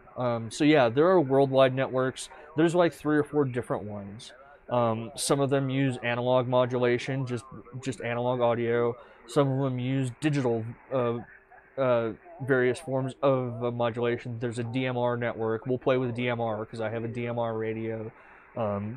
It's basically appropriated cop tech that they've used on ham bands for a few years now.